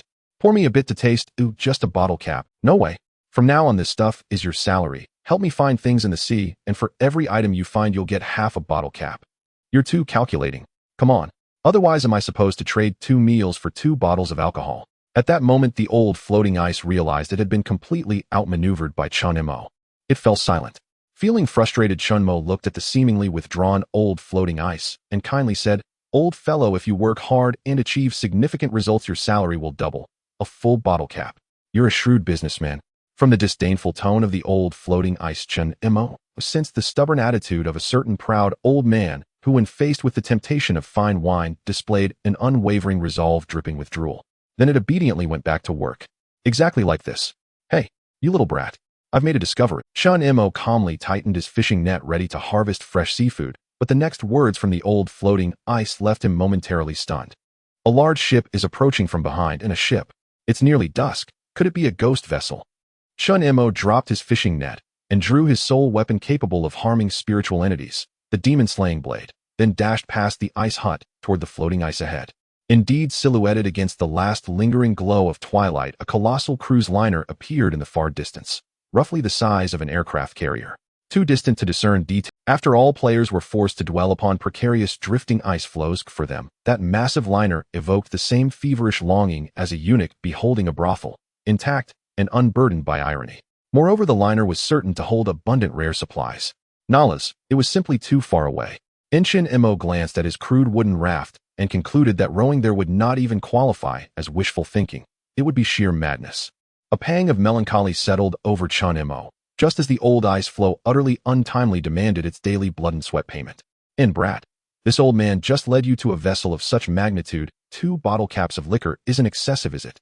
Faced with the old ice floe's utterly unreasonable wage claim, Chun Mo didn't even bother feigning compliance. "That doesn't count, and if you say it doesn't count, then it doesn't. Does this old man have no dignity left? And if you secure that liner for me, both bottles are yours." "What nonsense are you peddling now? If I possessed such power, my first act would be to hurl you off my surface. And for that remark alone, you've just lost your liquor." "Don't say that. You lack virtue, yet forbid me even a moment's grievance. And think of something, and a solution does exist." The old ice floe paused in contemplation, then sighed slowly. "But you must pour me 1 capful first, or I won't speak a word." An opportunism incarnate. This ancient trickster never missed a chance to beg for alcohol. Chun Mo uncapped the baijiu and measured out a single capful. "I warn you, no empty chatter. Rest assured, rest assured, rest assured. I've lived long enough to value integrity." Chun Mo shook his integrity, and from it, and with ill grace, he poured enough humming. "Speak. What's your plan?" "And simple. Install an engine on me and propel us toward the mount an engine on an ice floe." And what preposterous notion was this? Wouldn't building a proper vessel be far more sensible? And besides, first tell me, where exactly do we source an engine? That lies beyond this old man's concern. Chun Mo sensed the old ice floe was withholding something, and debated pressing further. No. Too exhausting. Chun Mo ducked into the tiny ice hut and tossed 2 logs into the fire pit. And yet the moment it saw Chun Imo lift another log, it fell utterly silent. And Chun Imo, is this your idea of entertainment? My heart is gentle. I hold no fascination for bizarre torment methods, so this single threat suffices. And he swirled the log near the blaze, making even the fire itself seem feverishly agitated. Burn, burn, let your blood boil. Truly mortifying when it ignited. And at that moment the old ice floe was genuinely terrified. In Chun Imo, I've conceived a new plan. Release that log now. Speak first. Engines are out of reach, for now, but you could harness turtles to tow me. With enough of them, we'll surely overtake the liner. Chun Imo regarded the proposal with deep skepticism. In setting aside all else, could turtles dragging an ice floe realistically chase down a cruise liner? And how many would it take? As if anticipating his doubt, the old ice floe hurried on. Not many. 15 or 16 will suffice. An utterly unreasonable demand. Since entering this world, Chun Imo had encountered only one treasure-bearing turtle and failed to capture it. And now this ancient relic expected him to seize 15 or 16 in one go. By the time he gathered them, a full month would likely have passed. And do you possess any plausible alternatives? And this truly is all I have. Unless you'd prefer sharks to pull me instead. Shark, that would mean certain annihilation. Ice shattered, life extinguished. Very well, he'd keep both options in mind. He'd scour for as for sea turtles, in spot 1, capture it. Chun Imo scanned the dark, fathomless sea. No sign of turtles. A quiet the massive liner continued its slow passage across the water, drawing steadily nearer. Yet its trajectory suggested no direct encounter. They'd likely pass within a few hundred meters. Chun Imo, there were people aboard. And though indistinct, Chun Imo trusted his eyes. Figures occasionally passed behind the cabin windows, momentarily obscuring the light. Were they human or specters? And uncertain. At such distance, perceiving that much detail was already, Chun Imo waited for the liner to draw closer, to see more clearly, when suddenly it flickered and vanished. The stretch of sea where it had been glided back into stillness, as though no vessel had ever passed. And had he not already heard rumors of its existence, Chun Imo might have questioned his own sanity. Very well. Closing the distance required granting the old ice floe motive power. Otherwise, Lee Song brothers, I retrieved a message in a bottle. So what? Just say you found liquor. And you ignorant. Mine contains soy sauce. And those who found, seeing the chaotic banter, the original poster grew flustered. And Lee Song, wait, no? I mean a legitimate message in a bottle. A legitimate one. Mine's a love letter. Is that legitimate enough? N. Lee Song, no. My bottle held a note describing a resource, an exceptionally rare one. Chun Imo was also curious about what important news Lee Song had received.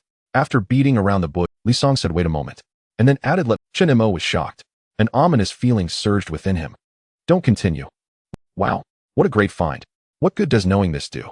We can't even encounter it. That thing requires 5 pieces of magical ice crystal stones. That's going to be difficult. Wait a minute, it seems to be a player named Chun Imo. No way. That guy was collecting magical ice crystal stones to break down the magical colorful ice blocks. I totally lost out on this deal. Chun Mo's expression gradually froze. It was already how long will it take to gather 5 pieces? If fine, it seems I'll have to go find it myself. Chun Imo shook his head helplessly, suddenly remembering that he was asking who had an engine, so he sent a message out. Chun Imo, who has an engine? I'll buy it at a high price. Wow, isn't that Chun Imo? Bro, do you really have a magical colorful ice block? Is that thing for sale? I have one magical ice. Everyone was inquiring about that. He absolutely could not admit it. Chun Imo, stop guessing. Chun Imo, I'm just making a few storage boxes. Chun Imo, besides, I'm asking who has an engine. Engine? Never seen one. Why don't you tell me how much that ice block is for sale? Why are you making so many storage? No magical color. Chun Imo decided to stop chatting. As for the private messages, he opened a few, all asking if the magical colorful ice block was for sale. Occasionally, one popped up offering magical ice crystal stones at outrageous prices. One player shared a message on. Chun Imo moved closer to the fire pit to warm up, preparing to sleep early, planning to wake up early the next morning to salvage ice blocks from the sea. He blocked the door with a raft, used an umbrella to block the wind again, added enough wood, and then took out the alarm clock from his coat pocket. It was now 7 in the evening. Sleeping for 7 hours would be 2 o'clock, and it wouldn't be dawn yet, so he decided to sleep for 9 hours and wake up at 4. Chun Imo set the alarm for 4 in the morning, and while doing so, he said, just wake me up 5 minutes early. The alarm clock seemed skeptical. What if you can't wake me up? Then just shout louder. How about I wake you up 10 minutes early instead? Chun Mo glanced at the alarm clock, shrugged helplessly. That works too. Missing 10 minutes wasn't a big deal. Chun Mo lay on the grass mat, placed the alarm clock next to his ear, and comfortably fell asleep by the fire. He didn't know how long had passed when a loud shout suddenly rang in his ears. Chun Mo, you better wait. Chun Mo suddenly sat up, his head spinning. and it took him a few seconds to realize that it was old floating ice. He hurriedly crawled out from the grass mat, grabbing his meteor hammer and rushing outside, while behind him the alarm clock shouted, "You haven't turned off the alarm yet." Chinemo didn't have time to worry about it. He lifted the raft blocking the door and looked outside.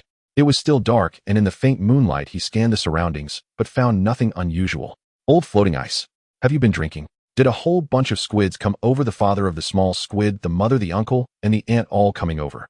If that's the case, it would be really difficult to deal with. He could handle one big squid, but if a group came, he could basically wait for the game to end. What on earth is it? A pile of turtles carrying a pile of stone tablets. What the heck? Turtles carrying treasure chests. The treasure chest that had it, or did they ride on turtles to come over? This is a complete setup. Both treasure chests and turtles are here. Chinemo really didn't. He felt a little excited. Old floating ice. How many treasure chests came? I can't see clearly, but at least 20 or so. I feel we're in trouble this time. What's there to be afraid of from a pile of treasure chests? Chinemo was speechless. Can treasure chests grow arms and legs? Suddenly a muffled sound came from beneath the floating ice. Old floating ice screamed in pain. Ouch! Who poked my butt? Watch out! Chinmo's first reaction was to retreat, and almost simultaneously a spear shot up from the sea. Are there definitely treasure chests in the sea? Am I lying to you? They're coming up. With a series of loud bangs, over a dozen large sea turtles suddenly surged up from the sea, all carrying treasure chests on their shells. These treasure chests hadn't grown arms and legs. They were using their boxes to cover themselves and stick out spears to poke forward. Chinemo was stunned by this spectacle. I've never seen anything like this. The fearless treasure chest knight brigade. Charge! Charge!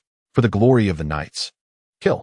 With over a dozen treasure chests, their shouts shook the heavens as they charged towards the floating ice on the backs of sea turtles. Besides being a bit slow, they were truly no less impressive than medieval knights. So you're here for revenge, huh? Come on.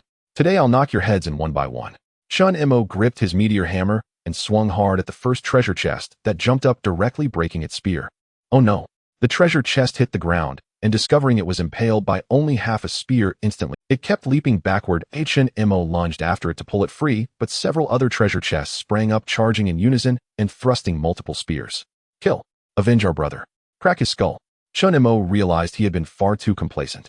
A single chest was easy to deal with, but a band of them coordinating was another matter. Each time several treasure chests jabbed together, leaving Chun-Imo at a loss for how to strike, and invariably one of them focused on stabbing his feet. Maintain formation. Kill, kill, kill. Surround. Chun-Imo fought as he fell back, unable to find any opening. Had these treasure chests all been drilled? At the critical moment, Lao Fubbing, trampled mercilessly by the chests, suddenly yelled, "You brat, water! Water! Throw water! Throw water!" Suddenly, Chun-Imo understood. These treasure chests were clearly animated to douse them with water to freeze them stiff. Problem solved. He darted back. Don't give him a chance. Speed up the charge. Charge. Clang, clang, clang. The chests. Chun-Imo heaved the bucket. The front few chests immediately glazed over with ice. While their movements stiffened, Chun-Imo swung his meteor hammer and blasted one great chest clean off its. Two more chests became rigid and immobile. It's bad. The vanguard's frozen. Do we still press the attack? What are we even charging? Retreat. Chun-Imo could not abide it. He flung all the spears back, and two chests were sent tumbling off the turtles back into the sea. But the frozen pair were not the most important prize. Chun-Imo quickly switched to a fishing net, trapped a large sea turtle at the edge of the floe, and began hauling it ashore. The turtle was too large, the net could barely hold it, and could not pull it up. As it thrashed, it made a desperate "Wait for me. Wait. You lot wait. I'm caught." One slower turtle. Thus the boisterous cavalcade of fearless treasure chest knights hastily mounted their turtles and vanished. Chun-Imo stared at the sea turtle head snagged and earnestly tried to recruit it. "You're captured. Come join me." "No way. There's meat. 3 meals a day. All you can eat. Deal. When's dinner? You really don't bother with formalities." Chun-Imo scolded the turtle. "You haven't done. First help me drag the floe." The turtle looked at the floe, then at its own size, dumbfounded. "Me? How could I possibly drag that?" "It's okay, take it slow," Chun-Imo said as he fastened a steel cable to the Lao Fubbing panicked. "Nailing is the simplest way," Chun-Imo said, driving a thick iron nail. As for the turtle, "Hey, where's the turtle?" After finishing the nail, "Hey, what are you doing?" The turtle propped itself against the hut and looked back at Chun-Imo. "It's warm here."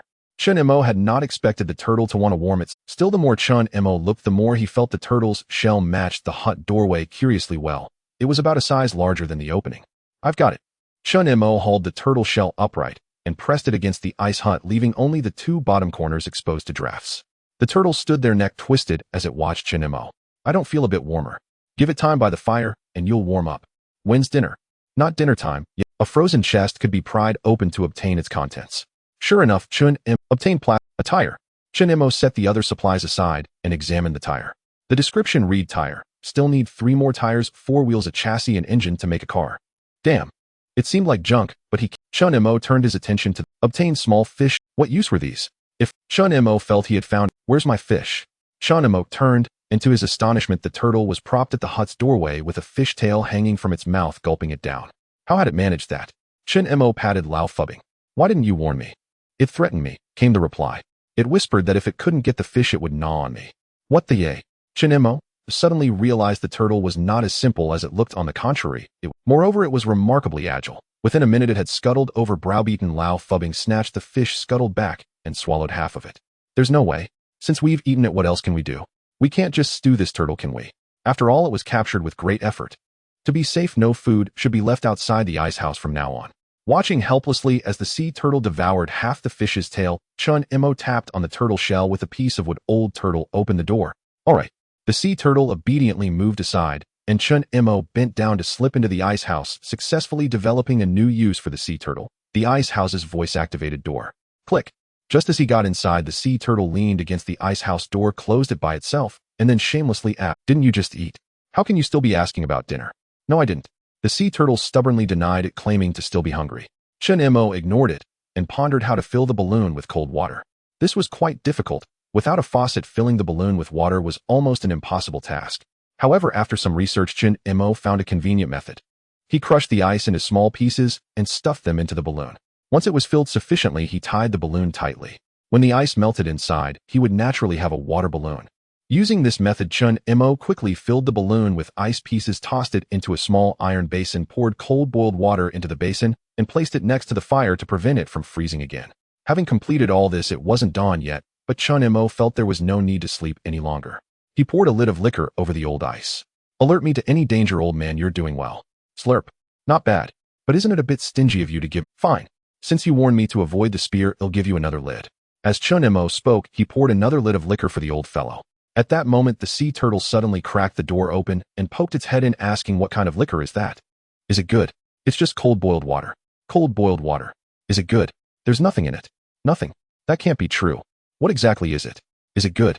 The dazed turtle twisted its neck to look inside, finally landing its gaze on the bottle of Erguotu in Chun-Mo's hand, and opened its mouth. Chun-Imo raised the sunshade to block the old turtle's view and lowered his head to the old ice, saying, "Keep an eye out for food in the sea. We're running out of supplies." A bang. The sunshade was suddenly shoved open by the turtle. "Aren't you supposed to provide food? How are we out of supplies?" "I don't care. When it's mealtime, I want to eat meat." Chun-Imo twitched the corner of his mouth, feeling that this turtle was becoming too cunning. Otherwise, he thought he should just stew it. He felt he would eventually be schemed against by this old turtle. "You, go do some work first." Chun-Imo thought letting the old turtle lie at the door gave it an excellent opportunity to eavesdrop, so it was better to send it away. But this time the old turtle was not cooperative at all. "It's too cold. We'll go when it gets light." "You know it's cold now." With a kick, Chun-Imo directly kicked the sea turtle shell, sending it out. The sea turtle spun around several times on the floating ice before plopping into the sea. After surfacing, it stretched its neck to look back. "Didn't you say it was too cold? Hurry and swim." Chun-Imo held a meteor hammer standing at the edge of the floating ice as a supervisor. The sea turtle suddenly fell silent, desperately swimming forward while dragging the floating ice, its 4 legs splashing in the water, its body bobbing up and down as if it were giving its all. It was unclear if it was due to the lack of reference points, but Chun-Imo felt the floating ice hadn't moved at all, not even shaking. This was understandable. A single sea turtle couldn't possibly have that much strength. But why was the steel cable sinking? In an instant, Chun-Imo realized. The old sea turtle was just putting on an act. The steel cable tied to its shell was connected to the old floating ice. If it was really trying hard to swim, how could the steel cable not be pulled taut? Almost got fooled by this guy's acting. "Old turtle, stop acting. Pull with real effort." The old sea turtle, believing its acting was convincing, gasped for breath and argued, I've used all my strength. It's just that. I'm not full, so I don't have the energy. I'm hungry." Splashing sounds. The old sea turtle continued to gasp and paddle, but in reality, it was just pretending to work hard, splashing around aimlessly. Chun-Imo bent down and yanked the steel cable hard, directly pulling the skilled old sea turtle back. It looked back in confusion. What's going on? Stop acting, hurry up, and pull with all your might." "Oh, I was found out."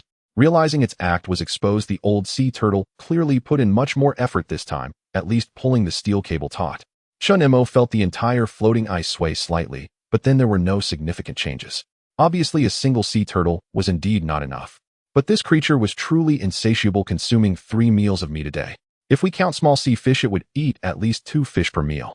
One turtle could eat 6 small sea fish a day. 10 turtles would be 60. Why chase after big cruise ships? Just raising so many sea turtles would bankrupt me. In the midst of his frustration, the old floating ice suddenly shouted, Chun-Mo, there are small sea fish below. Quickly scoop them up. Hearing this, Chun-Mo immediately clenched the fishing net, but before he could reach the edge of the floating ice, he suddenly saw the old sea turtle dive into the sea. In less than 2 seconds, it emerged with a small sea fish chomping half of it down. What the hell? Chun-Mo was astonished. This turtle was too outrageous. It actually stole his prey. Beneath him, the old floating ice let out a disappointed cry. Chun-Mo, there were originally 3 fish, but this turtle ate 1, and the other 2 all ran away.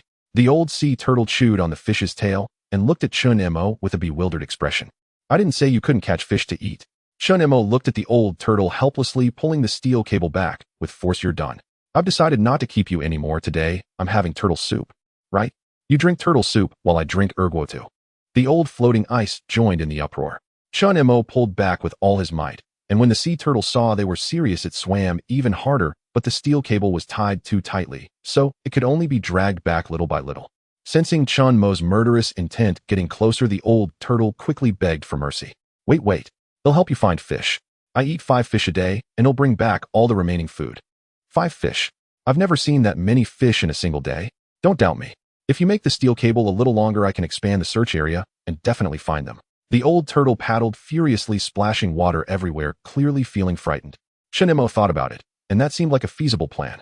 Bang! Chun-Mo smashed the meteor hammer onto the old turtle's shell, creating several small white spots. They'll give you one more chance. If you can't find any fish, he'll stew you. But you don't have a pot that big. He'll roast you alive. Under Chun-Mo's coercive authority, the old sea turtle abandoned its feigned ignorance and surrendered completely. Chun-Mo then synthesized several steel cables, linking them into a single strand nearly 10 meters long before kicking the turtle back into the ocean. The creature splashed furiously through the water for a considerable distance, then abruptly turned its head, attempting to gnaw through the steel cable tied around its body. Alas, its neck was simply too short to reach it. Chun-Mo had anticipated its attempt to flee, but escape was impossible. After thrashing about futilely at a distance of over 10 meters, the old turtle finally resigned itself to fate, diving deep beneath the waves as if to hunt fish. Chun-Mo tapped the floating ice floe beside him. What's that turtle doing? It's rather far. Seems to be catching fish. It's got one. It's swimming back. Chun-Mo nodded. So it had finally begun working in earnest. Nit swallowed it. And again. And he resolved to tolerate it once more. It had already devoured 3 fish. If it failed to bring back prey this time, roasted turtle would be served tonight, without exception. That massive shell, once removed, would yield at least 2 days' worth of rations. Hardly a loss. As he pondered this, the old floe suddenly cried out, "It's caught a small squid, and it's returning." A squid. Unacceptable. And so long as it brought something back. Chun-Mo gazed toward the sea surface, and indeed there it was, the old turtle swimming back, a palm-sized squid clamped firmly in its jaws. But the turtle's method of delivery left much to be desired. In spitting it out, "I'm giving it to you." Half-dead squid landed with a wet thud upon the ice floe. Chun-Mo found its appearance thoroughly unappetizing, and being spat out no less utterly quelled any lingering hunger. Even more absurdly, the squid possessed only 3 tentacles. And did this creature prune its prey, while, after careful consideration, Chun-Mo decided that food regurgitated by the turtle, especially after such selective trimming, was best neither consumed nor kept for himself. Selling it or feeding it to seabirds seemed far wiser. He stuffed the squid into his pack. Just then the turtle surfaced again. In spitting it out, "I'm giving it to you." And this time, a large portion of a fish. A small marine fish, its head entirely consumed, now lay before him. Only the flesh remained. Though he held no particular fondness for fish heads, such brazen flagrant trimming was intolerable. Fine, bundle it with the squid and sell the lot. Chun-Mo glanced down at the old floe beneath his feet. Keep watch nearby. Any fish or shrimp? None. Where would so much food come from? Even the old turtle has run dry. It's scouring the seabed for ugh. Chun-Mo shook his head and dismissed the matter. The sky was gradually brightening, and in the far distance a vast expanse of drifting ice loomed on the horizon. On reflection, though the turtle trimmed its catches employing it to retrieve ice floes proved an excellent strategy. effectively extending his search radius by over 10 meters without requiring him to paddle a raft. He would wait. That ice field should drift within reach in roughly half an hour. In the meantime, he resolved to return and warm himself by the fire. Help! Help! Ring! Ring! Ring! Ring! Nee's alarm blared. Chun Imo scrambled hastily into his small ice shelter and silenced the shrill, mournful wail of the alarm. After a heavy, labored sigh, the alarm clock uttered a heartfelt observation: human beings are perpetually unworthy of trust when it comes to punctuality. Nonsense. If humans were trustworthy, why invent alarm clocks at all? In shaking his head, Chun Imo shoved the device into his pocket, huddled closer to the fire, and sipped steaming hot water. All edible provisions had been stealthily devoured by the turtle, leaving him to make do with water alone. Fortunately, last night's meal had been unusually generous, so hunger did not yet gnaw at him. How splendid it would be to have a bowl of instant noodles right now, and specifically, shrimp and fish cake ramen. And that was the exact flavor. And later he could visit the exchange channel to acquire some. Magic ice crystals might elude him, but instant noodles? Surely not. After a few sips, Chun Imo felt an urgent need to relieve himself. He emerged from the ice shelter and faced the sea, only for an inexplicable wave to crash against him the moment he finished. Had he not dodged in time, he would have been drenched entirely.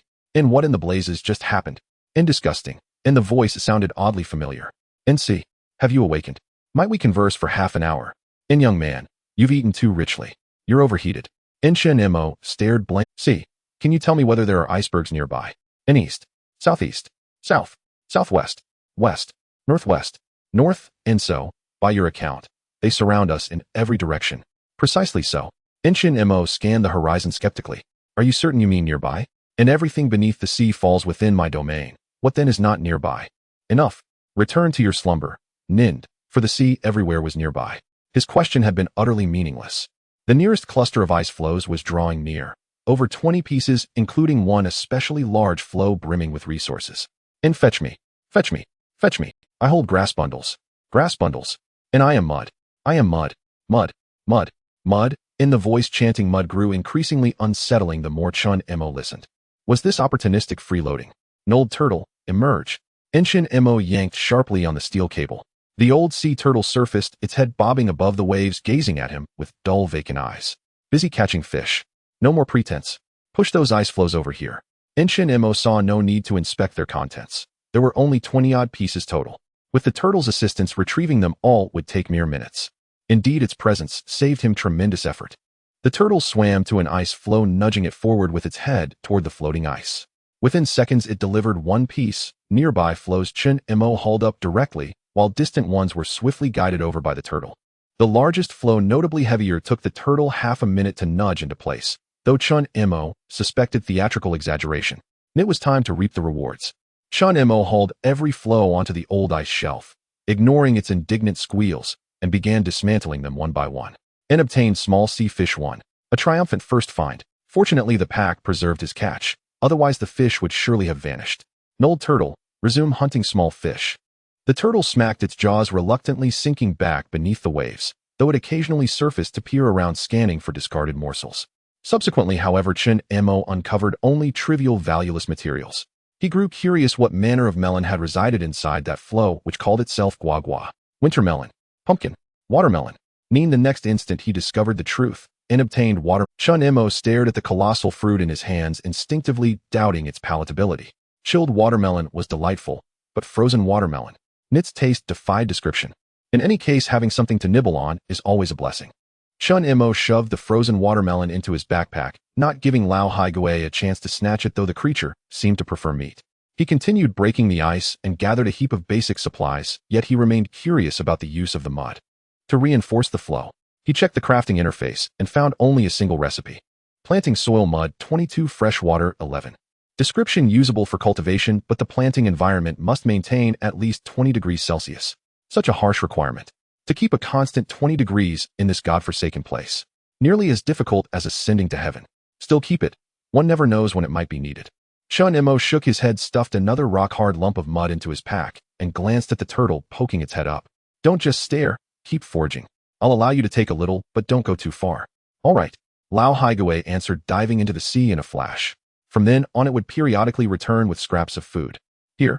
Ugh. A headless little fish was tossed onto the floe. Here. Ugh. A squid missing several arms was thrown up as well. Here. Ugh. A fish without a tail was thrown up. Ugh ugh ugh.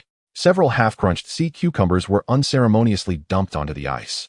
Chun Imo looked at the meager scraps the old sea turtle had left and felt speechless. Such fine sea cucumbers, and all of them in halves.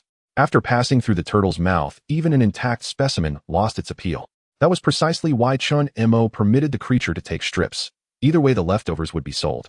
At worst, he could trade the materials for whole ingredients. With about a dozen portions of food on hand, Chun Imo decided to sell. He opened the comms channel and typed a swift message. Chun Imo selling imperfect food items at a discounted price. First come, first served. Flat rate, 2 pieces of wood proportion. Purchase in the trade channel. Wood was a solid currency here. After all, heating required firewood. The moment Chun Mo's message went out, what? That cheap. A small fish goes for at least 5 pieces of wood now. Wait, what do you mean by imperfect? Buy it first. Imperfect food is better than starving. Boss, there's no trade listing. Of course there wasn't. Chun Imo had not yet set it up. He hurriedly filled in the transaction successful wood X2. Transaction successful wood X2. The comms channel grew ever more lively. Why is there only half a fish? Where's the head? I don't have the tail. The sea cucumber is missing a third. It looks bitten off. No way. Boss is selling leftovers. This is ugh. I feel nauseous. You're clearly not starving. I still didn't get any. The squid only has 2 tentacles left. That's too much. A refund. Could you Evidently, some players weren't desperate for food. They simply wanted a bargain. Whatever they said, Chun Imo had no trouble moving his stock. Many wanted to eat what they could not procure otherwise. Although the food was incomplete, the price was so low, 2 pieces of wood, that hardly anyone complained. The pricing was practically charitable. Of course, some small fish had been gnawed almost in half by Lao Haigui. Those unlucky buyers had only themselves to blame. Chun Mo shook his head. He told the turtle to keep at it. Ignoring the old flow's objections, Chun Imo, suddenly heavy panting, came from outside the little ice hut. Tired. Want something warm to eat. Chun Imo looked back. Lao Haigui stared hungrily at the grill, mouth agape as if drool would spill at any moment. After stealing so many strips, while working, it still had the gall to beg for food. Chun Imo showed it no mercy, but considering how much wood it had earned him, he decided to roast 2 imperfect fish for it. Go fetch 2 yourself. All right. The turtle nodded with surprising intelligence and turned to go. Chun Imo expected it would return with 2 half-bitten fish, yet the turtle did not come back for a long while. Curious, he looked outside. It was nowhere on the floe. Lao Fubbing offered a timely remark. That old thing, when to catch some fresh fish. Still spry. Chun Imo scoffed, and then paused. Wait, who of you 2 is older? Of course I am. I am younger. Have you never heard of 1,000-year tortoises and 10,000-year turtle? That old sea turtle was cunning. It had likely lived for tens of thousands of years. I, by contrast, was only a few thousand years young. You cursed ice turtle. What? You rudely insult me. Chun Imo flipped the fish and ignored Lao Fubbing. That fellow rarely behaved seriously. By the time he had turned the fish, they were cooked. Lao Haigui still hadn't returned, so Chun Imo began eating. The savory fish with a small pot of hot water made for a pleasant little comfort. Then heavy panting sounded outside the hut again. I'm back. Grill me some fish. Chun Imo peered toward the door. Lao Haigui spat out 2 whole fish, both intact. It had heard about the promised grilled fish and had caught 2 perfect specimens. Cunning indeed. Chun Imo did not argue. While eating his own fish, he placed the 2 it had brought onto the grill. The turtle, not yet at ease, stretched its neck in to remind him, don't forget to flip them. Shut the door. Chun Imo muttered. The turtle obligingly acted as a voice-activated doorstop, clambering up to jam the door shut. After all, its supper depended entirely on Chun Imo. Still, it remained uneasy, craning its neck at an odd angle to watch the grilling. Don't burn them. Charred food has no nutrition. Be quiet. Chun Imo propped up a parasol to block the turtle's view. It stole fish while working, yanked off strips with vigor, and fussed over every detail. It was hardly a comforting companion. Compared to it, Lao Fubbing seemed like an adorable old gentleman. Under Lao Haigui's nagging through the umbrella, Chun Imo, impatient, threw a half-raw little sea fish in front of him and snapped, eat it. Lao Haigui seemed pleased, nodding as he bit into one and began to chew and swallow. Halfway through, he froze, looked up at Chun Imo with a puzzled gaze and asked, is this fish not cooked through? What? You planning to poke me? I wouldn't dare. Just cook it more next time. I'm only an old sea turtle, unable to do anything cruel. He said it while chewing so vigorously that a crunching grind echoed.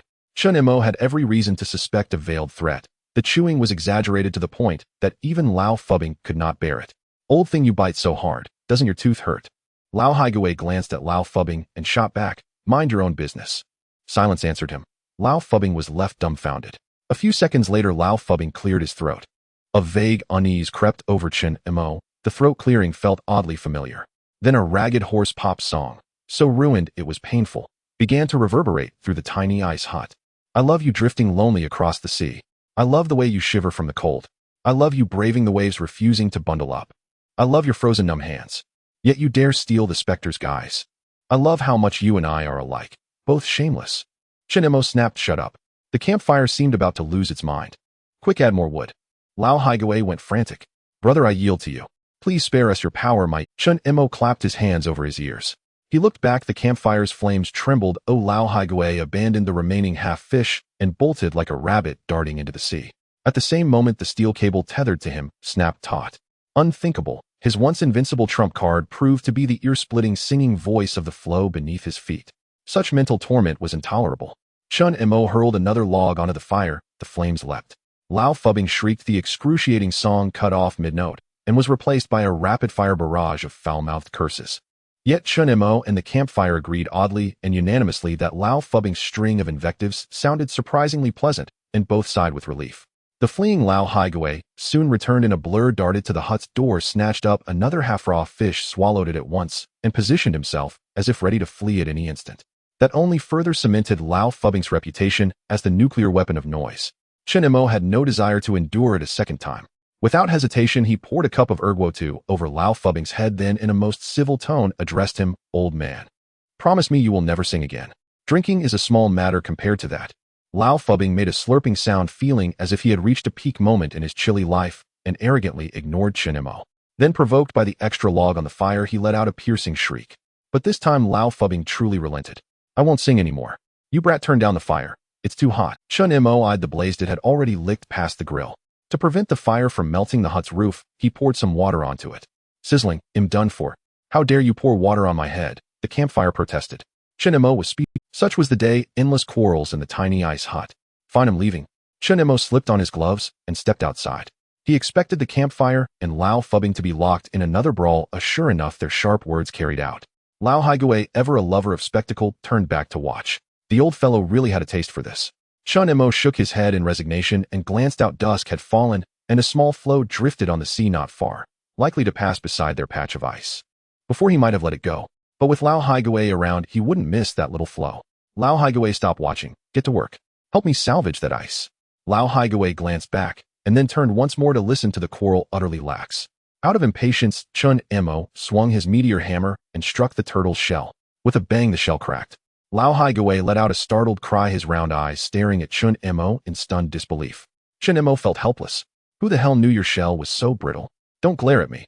Get to work." Lao Haigawei replied, "Poor diet causes calcium loss, didn't you know?" "It'll work, but add more fish. Cut the act. You decide how many to catch anyway. Eat more and mend your shell, problem solved." Lao Haigawei tried to argue, but Shinemo gave him no chance. The meteor hammer rose again. Thud thud. Splash. The old creature stepped onto a floe and dove into the sea, immediately swimming toward the drifting ice without further prompting. Understands everything yet only pretends. Plays tug-of-war with you at the limit. Why were all the people around him like this? Shinemo wondered if he had lacked great virtue before entering this apocalyptic game. But recollecting carefully, aside from being overly diligent at work and edging out a few rivals, he could not recall any truly vile deeds. Enough of that. Lao Haigawei returned carrying a chunk of ice. There was no time for such thoughts. Help! Help! It's empty. It's empty. Clearly that floe did not wish to be salvaged. Shinemo paid it no mind, grabbed the ice, and immediately disassembled it. Obtained shattered ice X2, plastic, hose blueprint X1. A blueprint, he thought. What use was a plastic hose? A straw. As if he had time for such frills. Shinemo opened the item's description and realized he might be facing a major task. Plastic hose blueprint, plastic, 22. Note one of the important components of diving armor. Diving armor. It seemed he would have to explore the ocean depths. For now, he only had a plastic tube. Building a full diving suit would require many more components. As he pondered this, Lao Haigawei pushed another chunk of ice back toward him. He dismantled it at once, and to his surprise obtained another blueprint. Diving armor blueprint, reinforced exoskeleton, metal plates, plastic, hose, metal tubes, steel cable. Note a sturdy, practical diving suit. The reinforced exoskeleton must be obtained through special channels.